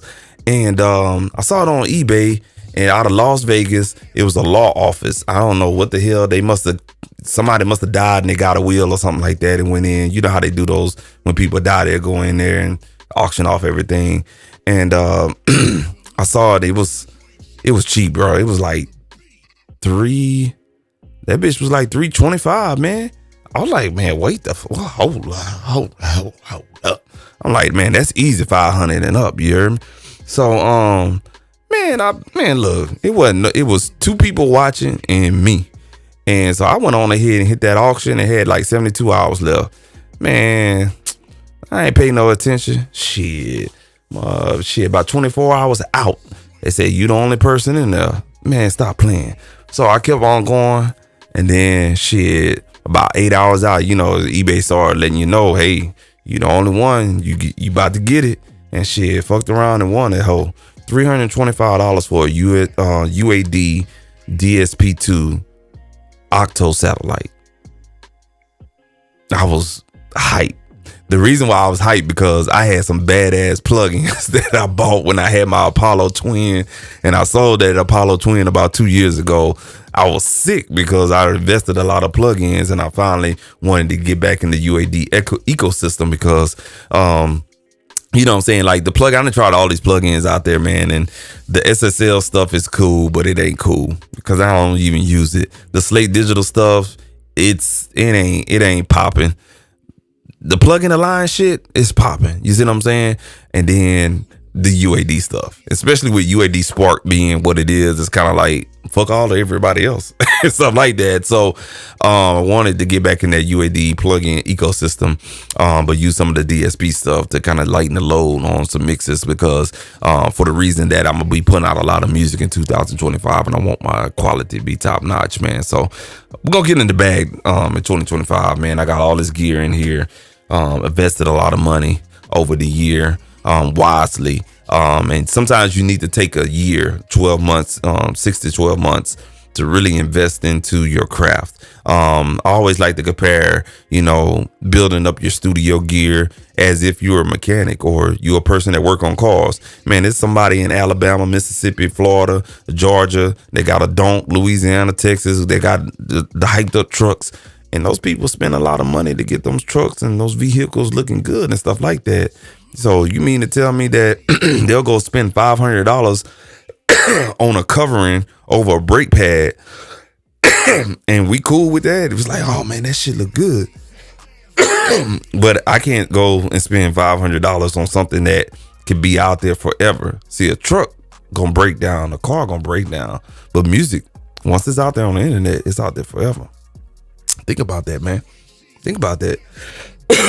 And not only that, you can use that $500 to make more money off of that repetitively. You can't do that. Once you put that on that vehicle, if it fuck up, it fuck up. If somebody hit your vehicle, it's done. And you got to go back and spend another $500. That's where the ROI comes in effect, that, you know what I'm saying, your return on investment.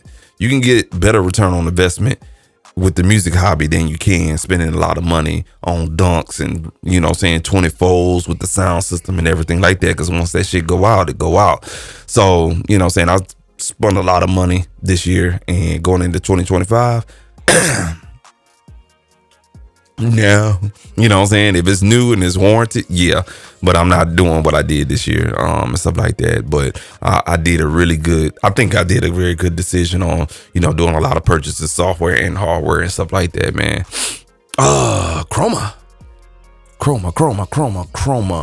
console. Yeah. I was scared too. I ain't gonna lie to you, man. Oh, sorry, y'all. Nighttime. I'm still a little bit under weather, but eBay is scary. Make sure if you do something eBay, make sure you got the funds, because they will lock your account out. I ain't gonna lie to you. If you ain't got it or you don't commit to that auction, if you win, they ain't gonna fuck with you no more, man. But make sure it's something that you auction on. You want that bitch for sure, and stuff like that. Yeah, plugging the lines, man. I ain't gonna lie to you. I done fuck with a lot of plugins this year. Slate Digital is good, but listen, they haven't really put out a new plugin in quite some times. That lets me know, and they did go through an accusation. Did I say that? Not an accusation, but you know what? I'm about to put this motherfucker just on Spotify, and we're gonna listen to Big X Plug or something like that, because I'm trying not to get in trouble, man. But at this point, fuck it. I'm just gonna let that bitch play. But anyway, man. So Slate Digital, they were acquired from a bigger company, and so I think they're going through some growing pains right now, and they really haven't upgraded or added or updated any of their stuff, like the virtual mix rack, which is one of their flagship plugins that really put them on the map. And they really kind of been focusing on like the BSX stuff, and they ain't really put out an expansion besides that Mike Dean expansion. They ain't really put out an expansion pack for that. So that lets me know, like, they're really, I don't know where their focus at. Why should I give you the money on a subscription? Now look, this is the smart thing they did. They combined with SSL, which is, they all together. They combined with SSL. SSL is hot right now. They kind of slowed down their pace, but they hot right now. And they combined with Harrison. So you get this trio of a subscription.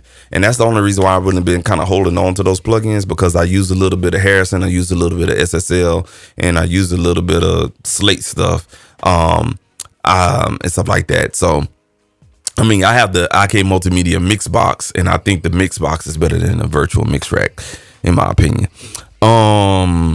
Another subscription I have is the the Spark, UAD Spark, which is really, really good to have, because you get some pieces that you just really don't feel like fucking with and stuff like that until you buy everything that you subscribe. The UAD Spark is like a trial run to test out all the good necessity UAD plugins, because yeah, that's the best way to explain it. And then if you got the UAD hardware, then you just go full DSP2 stuff like that, and stuff like that. And yeah, man. So plugin the lines though, man, I've been using them since 2016. Never fail, and I still reach for a plugin alliance plugin, and they're constantly dropping. So I think I'm gonna focus on them. Start getting some of these plugins off of my system, because I got that laptop itch. I'm just saying, I want to switch to Mac so bad. Like, I've been looking at the Mac Studio, the little square Mac Studio or MacBook Pro. I kind of want to go to Mac so bad, man. But it's a lot of software stuff. I read about people having trouble and stuff not compatible with the new OS system that drop every 2 months, stuff like that. So that makes me just kind of want to stay in the PC world and stuff. But yeah, man. I'm gonna address your question, DL. And I don't have to go to work tomorrow, man. I'm pretty much off the rest of December, man. And going into January too. Yeah. I'm the only person that at my job. So when I had a whole bunch of vacation time today. So that's why I'm on here just talking. So let's see here. X-Rack Pro. Okay. Okay.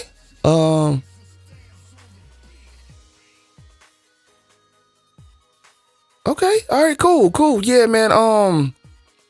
The X-Ray Pro, man. Yeah, let me know how that work out for you. Are you using it in a studio setting, or are you just kind of using it in a live application? Excuse me. Let's see here. Oh, let me go back to this, plugin topic. Let me see here. Which plugin, Alliance plugins, do I like? I like a lot of the Brainwork stuff. The least stuff that I use is the Elijah brand. For some reason, I just can't get what I want out of the Elijah brand. But I do like the guitar stuff that they have. I like the BX console. So Sweetwater had a sale. You can get all the BX console plugins for $45. Took advantage of that. So I have all their channel strips. I'm a big channel strip fan. I'll pick a channel strip over EQ compressor combo all day, every day. So I love the Lindell stuff, the Brainwork stuff, the Mog stuff. I love that Purple Audio plugin. And okay, I hope the YouTube don't fuck with me with that shit. And then a couple other things and whatnot. But the least thing I hate in the whole plugin alliance situation is the Elijah stuff, man. It sounds so good, man, but I don't know. Maybe I don't know. It don't. But everything else that plugin alliance have, fire, man, straight fire. I like their collaboration with that dynamic EQ plugin maker. I forget the name of them, TB Tech or something like that. I think that's a fire collaboration too, man. But Plugin Alliance, man, even though they got bought out and was sold by Dirk Ulrich, stuff like that, they still, I don't know if he was working behind the scenes or whatnot, but the model is still going strong. And I hope they keep that up, man, and don't sell out like most of these companies are doing, and stuff like that, man. Let's see here. Acquisition, that's the word, yeah. How hard is it to sell beats and make a good living in doing? Man, it's hard. It's hard to sell beats because there's got a lot of people that's making beats. And I went to a BeatStars summit at the tail end of the summer, and what I took from that BeatStars summit is that this right here. With BeatStars, and I'm gonna use them as an example. Airbit, though I'm gonna use those two as an example. These companies, what they're doing now is that, let's say for instance, I make beats and I know my shit fire. Yeah. What they're doing is that they have these promotions where, you're paying $20 a month, but then they want you to pay an extra $15 to get bumped up in the line. Now, just granted, there's 1,000 users on this platform or whatnot, and you got to pay $15 just to be bumped up in the line or get on the billboard type stuff. Ain't nothing wrong with that, but what it's doing is that it's making the competition fierce, and stuff like that. And so many beat makers out there, and stuff, that's making the same type of music, which is making it worse. So it makes it hard, if you're a quality person or you make beats that's not trendy, and you have thousands of beat makers on one platform, you're going to get overshadowed real quick. And so it's a money grab.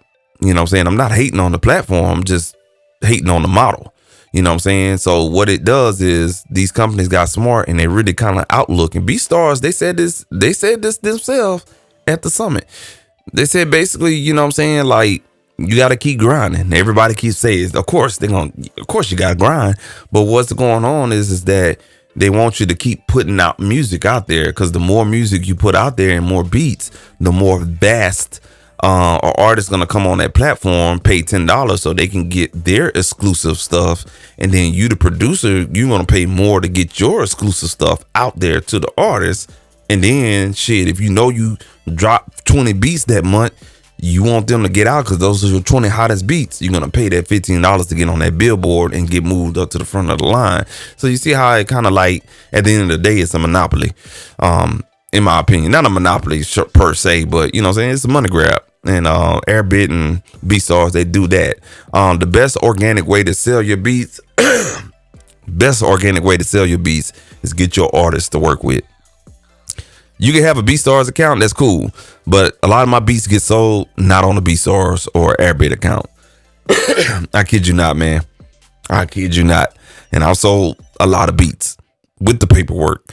And the way I do it is that, you know, producers, artists, they be looking for a certain sound. A lot of beats that you have on your beat store, just think about it. If you make 30 beats, if you have 50 beats on your beat store and you send somebody that link and they hit you back on a text like, man, you got some custom stuff? All right, cool. We can get on a Zoom call, let you check it out. And then they'll choose the stuff that you check out. I don't know what it is, stuff like that. I don't know if it's the trendy beats or whatever the case may be, but you know what I'm saying, the best way to sell your beats is find you artists and don't try to sell them a beat store, because they ain't gonna fuck with that shit on the beat store unless they really, really, really out there desperate and they need something last minute, or they just need something just to fill a void. But the best way you're gonna sell your beats is networking, finding your artist, establishing a relationship with that artist. Make sure that artist ain't on no bullshit. Because there's a lot of bullshit ass artists out there that just want to get on the mic and hear themselves talk through some headphones. Just keeping it 100. But you know what I'm saying, find you an artist that's willing to work and y'all crank out some beats like that, and establish a business relationship. Don't establish nothing where the artist really trying to play you on the cool. Been there, done that. Got played so many times, man. If you notice the bullshit from afar, it's gonna come to you in the near. So, you know what I'm saying, nip that in the bud real quick, and, you know what I'm saying, do what you got to do to keep your business afloat. You know what I'm saying? Don't ever show your naked card and stuff like that. But definitely work with an artist, and you're not going to make a good living off of music. I'm just going to keep it 100 with you, man. You're not, man. No. Because you can put no. And I hate to say this, and I'm gonna close my eyes, but you got a lot of people living off of music, and they're not living off of music. And I say that very, very, very, very cautiously, because I don't want this to be a backlash. But with music, there's a lot of investing with music, whether it comes from you solely or it comes from somebody else. Okay, and I'm talking from experience, because I've met a lot of artists that got a little push to get on a show, to get on a ticket for a show, to perform, to get ahead in line, to get highlighted on a podcast, to, you know what I'm saying, anything to move up the ladder. There's some type of investment, whether it comes from you or somebody says, I don't have to get that on the back end. So, it's not a good living, because you're never going to reap the full benefit of the living until you get up there.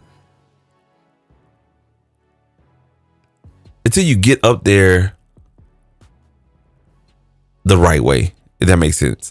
Or you get up there and you get lucky to get up there. So basically what I'm saying is kind of like, you got to pay your dues. Regardless if you good, somebody invested $1 million in you and your talent, you know, excelled through that $1 million investment. You know what I'm saying? And once you get up there, that's when you start making a good living. Once you start living off of your shows, show money, if you're a producer, you start living off of your residuals, or you're living off of your advancement off of sales. Or you know what I'm saying, you making so many beats for different artists where, you know what I'm saying, this week I'm gonna make 10 beats for this artist and they cut me a $5,000 check. Next week somebody cut me a $1,000 check. The other week somebody cut me $2,500 check. That's when you start making a good living. But if you're a person like myself and you work, or hell, you're living on unemployment, whatever your status quo is, and you're putting out music on Spotify and your average monthly listeners is 1,000 to 5,000 to 10,000, you ain't making no living, bro. It's just the way the shit is set up. Just keeping 100 with you. You know what I'm saying? Me and my partner, we was talking about this.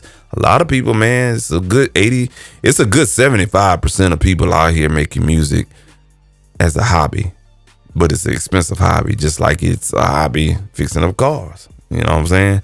I'm just being all the way real with you. So, you know, that's just to answer your question, man. I'm gonna get back to Sticks Jones, man. You have the Mac Studio? Problem free. Mac Mini, okay. The Mac Mini, yeah, that's what it is. The Mac Mini, yeah. I saw L Dre do a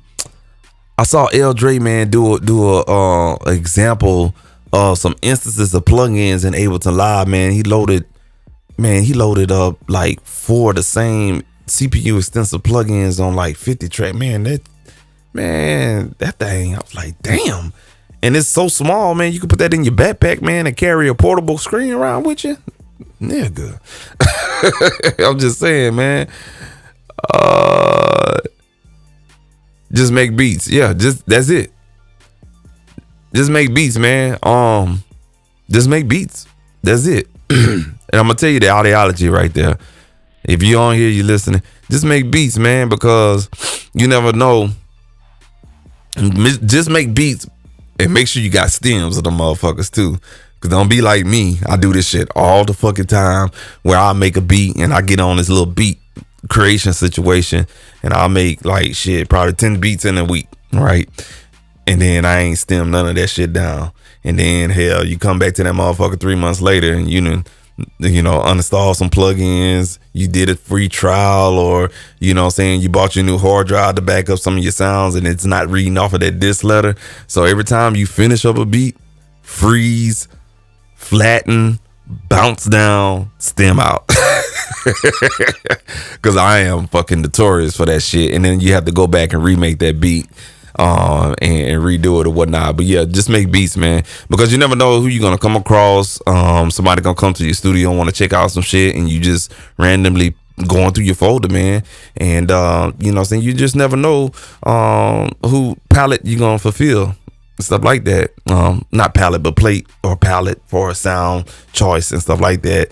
You just never know who you're gonna fulfill. Just make beats. That's probably the realest thing I didn't read right there. I like that. I just make beats. That's it. And recording, I mean, I heard an old school on YouTube say this, and he an old school too, dude, man. Like he in this like shit. He look like he's 60 years old, man. But he do a lot of mixing. And I seen a lot of people talking about this studios are dead, man. Like nobody ain't really going to the studio, man. Like if you see somebody in the studio, that's funded. You know what I'm saying? And people that's going to the studio, like it's bad when here in Houston, you got quite a few studios that have subscription services. Like you pay $30 a month just to have access to the studio. Then you come back after you paid $30 for December. Then if I want to go on that bitch tonight and book 4 hours, I gotta pay a discounted price, $15 an hour. So that's 4 hours, $30, $60 for a 4-hour session on top of the $30 that I paid. Studios ain't what's up, man. Because the same shit they have in the studio, people got way more in their home studio. Real nigga activity. I went to a studio. Somebody, man, look, let me tell you, I used to intern at a studio. Bruce Bang. He's a big time engineer out here in Houston. I used to intern at iMix Studios here in Houston. And when I was interning there, man, like the B Room, man, the B Room had a fucking PreSonus studio channel. And to really get people excited, they had an Avalon channel strip in there. And that was it. Everything else was Pro Tools and plugins. And I looked, and another dude by the name of what's his name? Steve-O. Steve-O is a Grammy nominated mixer. He mixed the verse on a track for 2 Chainz that got Grammy nominated. So when it comes to this Grammy shit or whatever, you don't have to do like everything on that record. If somebody's featured on that fucking record and they goddamn, if they mix a motherfucking, my boy Rekka on here, if Rekka come to my studio and he record a verse for Slim Thug and it's 2 other niggas on that record and that record goes 10 times platinum, Grammy nominated and stuff like that, everybody associated with that record is gonna get the credit and stuff like that. So that's kind of like how that works, sidebar. But Steve-O, he's done some things with a lot of major players here in Houston and stuff like that. Bumped into him a lot out there in Atlanta when I used to be out there in the streets chasing this music dream or whatnot. And you know what I'm saying, but all he uses is plugins, man.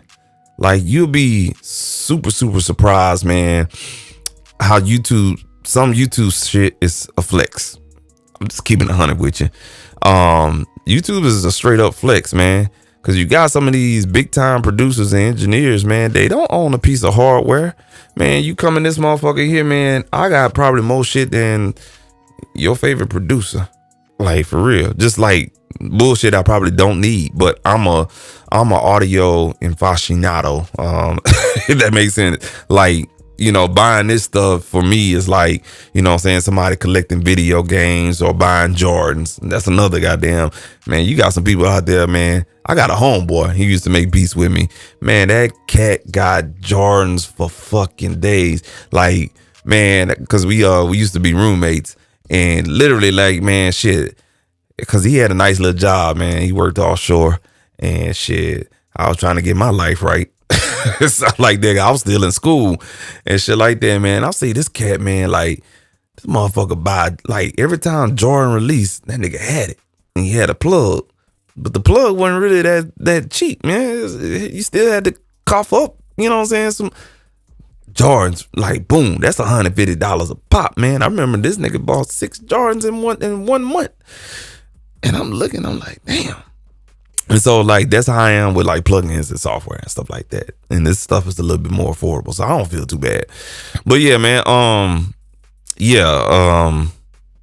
yeah, man, just like your favorite people out there that's really working, and stuff like that. And I be peeping gaming videos, like some of these old school mixers, like Chris Lord, Algie, and there's another guy that he always showcases SSL products and stuff like that. They'll be in a room with the console and they'll work on the console only for tracking. All mixing is done with plugins. So I'm gonna show you guys like this right here. So, like, you know, I got all my preamps over here with the interface, right? Oops, sorry. So all my preamps is over here, and then over here I got a couple of compressors and stuff like that. But I use that all for tracking.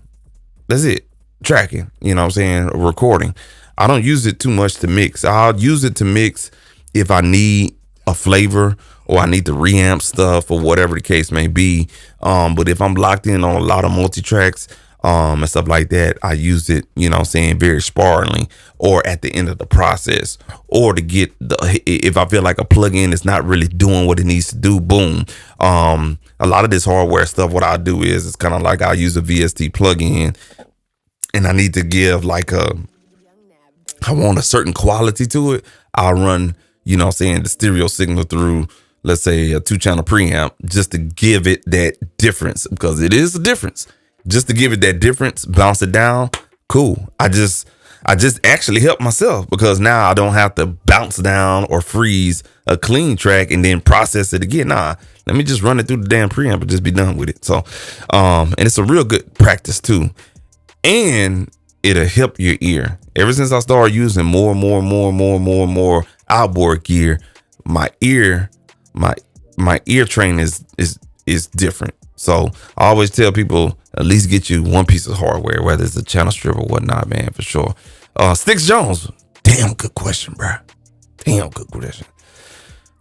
What's going on, Rick? I think that's it. Everybody stop talking. All right, cool. But yeah, man, just make beats.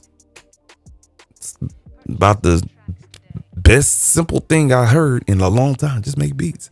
That's a fucking t-shirt. I'm gonna beat you to it, Sticks Jones. Nah, I ain't gonna take that, man. Just make beats, bro. That's a fucking t-shirt though, dog. I ain't gonna lie to you. You wouldn't be mad if I make a t-shirt out of that, man. Just let me know. I'll share the profits with you, my dog. But nah, man, Sticks Jones, man, we're gonna have to collaborate, man. Come up on this bad boy, man, and you know what I'm saying, do a little collaboration or whatever, or link up, you know what I'm saying, on the back end or whatnot, man. Let me see if I can get my QR codes, man. Reach out to me, man. That's I'm looking to network, man, in 2025, bro. Like for real. But damn, it's like 12:30. Shit. All right. Damn, I gotta get on the road in the morning. It's been real, bro. It's been real, man. Y'all, it's been real.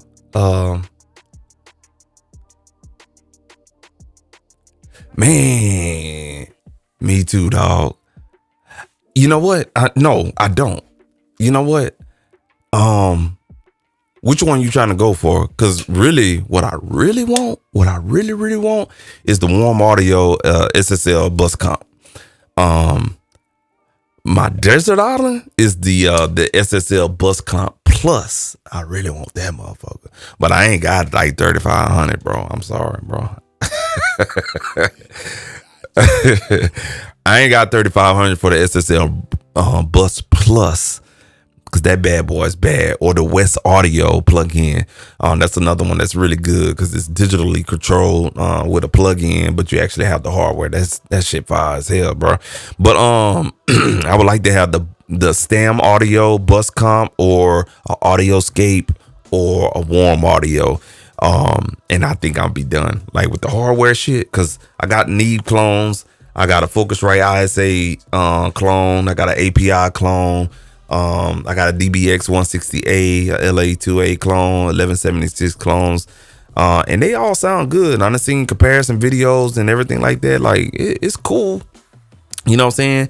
It's just the part, like, you know, when you're creating and stuff like that, you just be in a rush.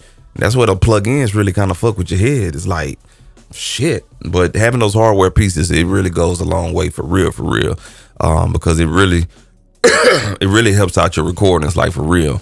Especially like if you're recording vocals, you get a guitarist to come in. Shit, man, look, I ain't gonna lie to you. I was fucking around with some shit today with some guitars, man. I ran that bitch through this Tone Beast, Warm Audio Tone Beast, nigga. Like,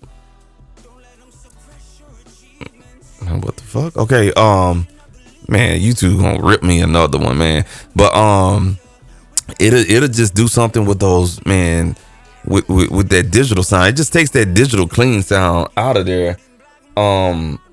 It really does, man. So yeah, man. But I need that bus comp, because that's what I'm missing out of this arsenal. I have a VCA. I have an old school DBX 166 XL modified, hot rod modified.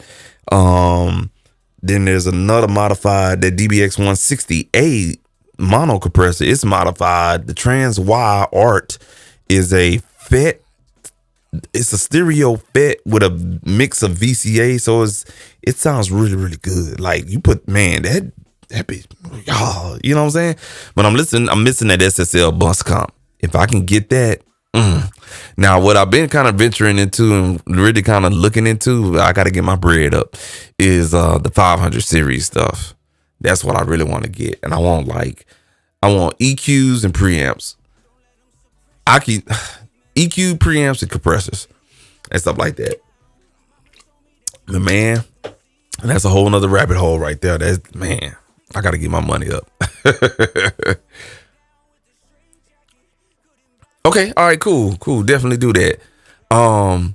So the Art Pro VLA2, I heard some of those neural amp modeling situations off of those too. Not bad, man. That sounds really good. So the Art Pro VLA2 is really good investment.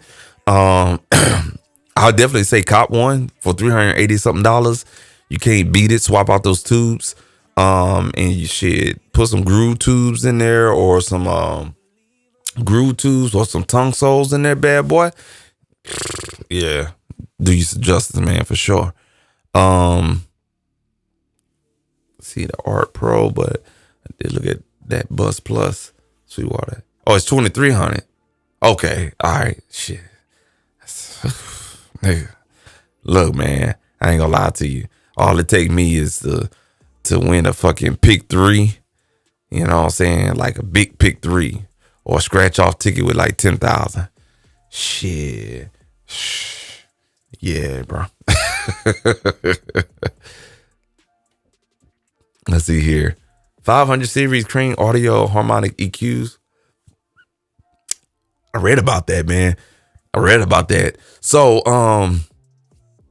IK Multimedia, man, I've been kind of playing around with they have a new module on their last update. They have this something like the harmonic EQ and stuff like that. It was kind of based off the Crane-born audio harmonic EQ and stuff like that. And I was like, damn, this is the plugin. I could just imagine about the hardware. Yeah, pretty dope right there, man. Man, y'all drop y'all links, man. That's right. That guy looking for some beats, man. Y'all help me out, man. Cause he gonna wear my ass a new one. So y'all drop y'all links. You know what I'm saying? Dope ass artist too. I'm just fucking with you, Rick. Nah, man. But y'all drop y'all links though, man. You know what I'm saying? To y'all beats and stuff like that. So you can check them out, man, for sure. For sure, man. Yeah. So hardware, man. Yeah, that's what it is.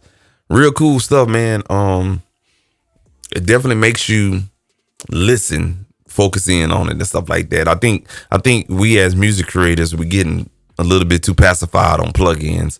Because there's something about that mouse click. That's why the Soft 2 Console 1 hardware controller, or should I say plugin controller, is popular, man, because it gives you a break on that mouse. It gives you a break on just looking at the plugin, and you could just really put your head down and look at some knobs and tweak. It's a different mindset. And you know what I'm saying? Like, I'm glad I did come up the way I came up, and I understood the old school way of doing things and the new school way of doing things. And you got a lot of new school dudes out there, man. Yeah, they cold with it though. I ain't gonna lie to you, but the old school way, man, it's phasing out though. Hardware is always gonna be king, and it's always gonna be something learned. But you know, the old school way of doing things is getting phased out, man. AI and stuff like that, man, kind of killing it, man, for sure. Oh, you heard my comment? Yeah, bro. Red gonna wear my ass out, man. Good Lord. Y'all help me, man. Y'all drop y'all links, please. Nah, I'm just fucking with you. But yeah, man. 2025. I feel like I'm rambling now, man. It's time for me to get out, man. But 2025, man, y'all make it all about networking and, man, collaboration and getting out your comfort zone. I think we're out of that COVID phase.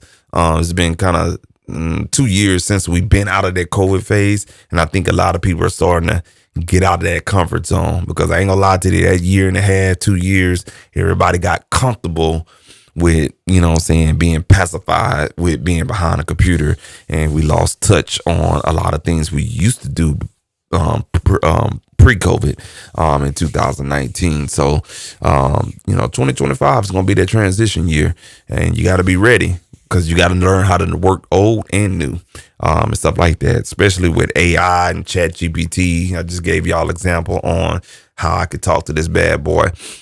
Speaking of that, man, speaking of the 500 series, let me show y'all again. Let me see if we get a good connection. Hey, ChatGPT, I got one more question for you. He must be asleep. This is the time when my internet started fucking up. ChatGPT, what's going on? I got one more question for you.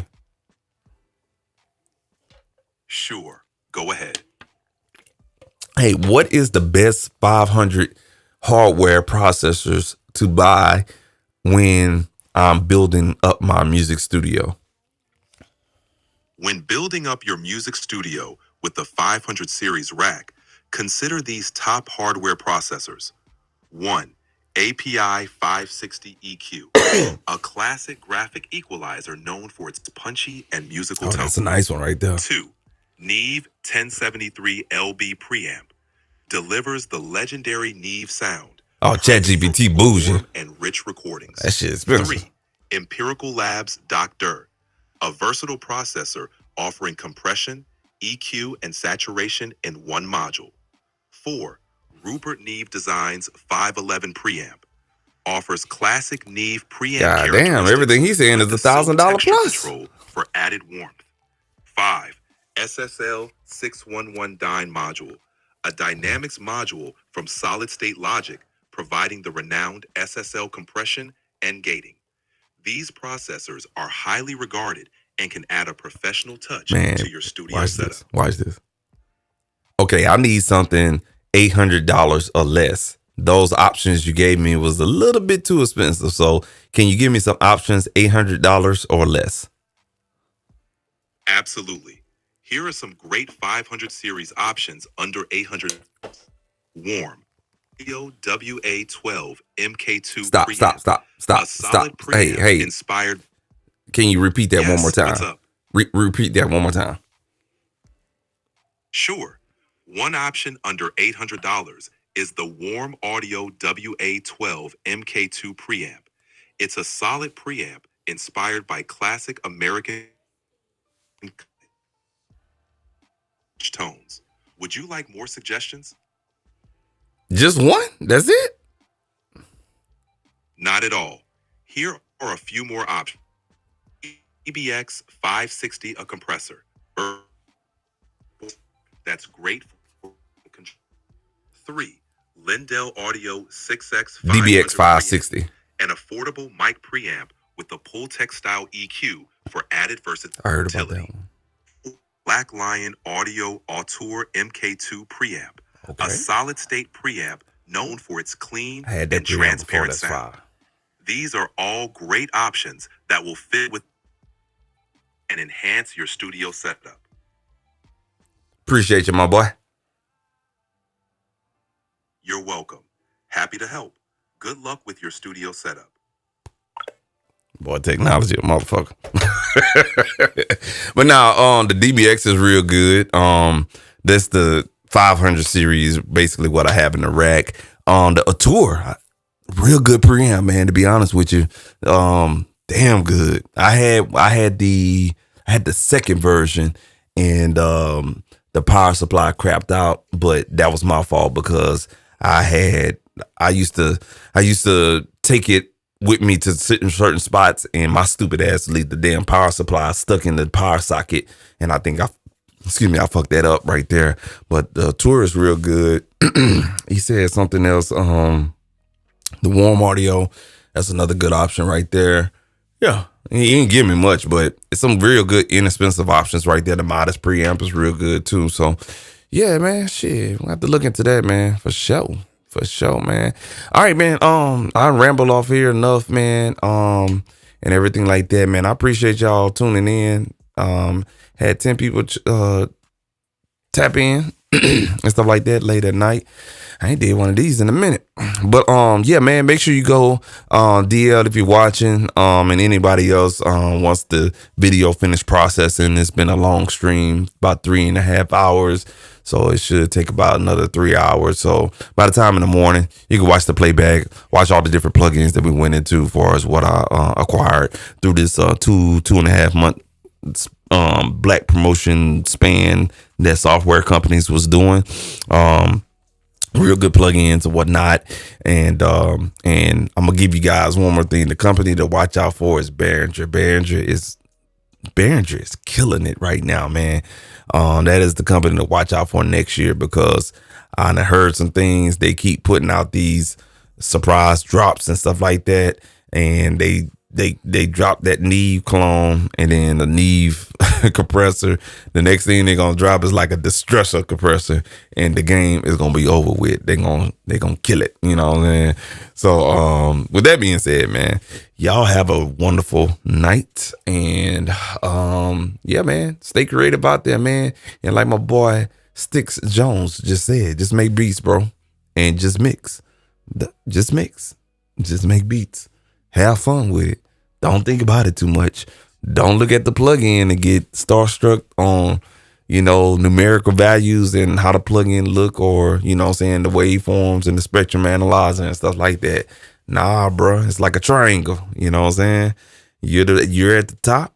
your ears are the two corners on the left and the right, and then the sound is basically, you know what I'm saying, what's coming to you at the bottom of the bass. So, you know what I'm saying, do that and you're gonna be all right. You got the 1073 clone? Ooh, I'm jealous. Ooh, I'm jealous. Which one? Which one you got? Do you got the warm audio or the Behringer? Man, I got an old cheap I got a Chinese joint or whatnot. But man, speaking of that right there, and I know I was about to get off. One that's really it hit music radar is Monoprice 1073 stereo preamp hardware. $389. You can get it on Target. You can get it on Reverb, Reverb.com. You can get it on Target. But it's Monoprice. It's just the preamps itself. And I heard they pretty good. That Behringer, man, I heard that's pretty good too, man. For real, for real. I thought about buying that bad boy, man, and having 4 Neve preamps, man. But I'll be doing too much because I already got 1, 2, 3. I got 3 different versions of Neve preamps in here and stuff like that. So that'll be doing too much. But man, preamps definitely it's needed, you know what I'm saying, with this digital stuff, man. All right, I'm gonna get my ass up out of here, man. Y'all be easy. I'm gonna turn the camera off and y'all have a good night, man, and stuff like that. Take it easy, man. We out.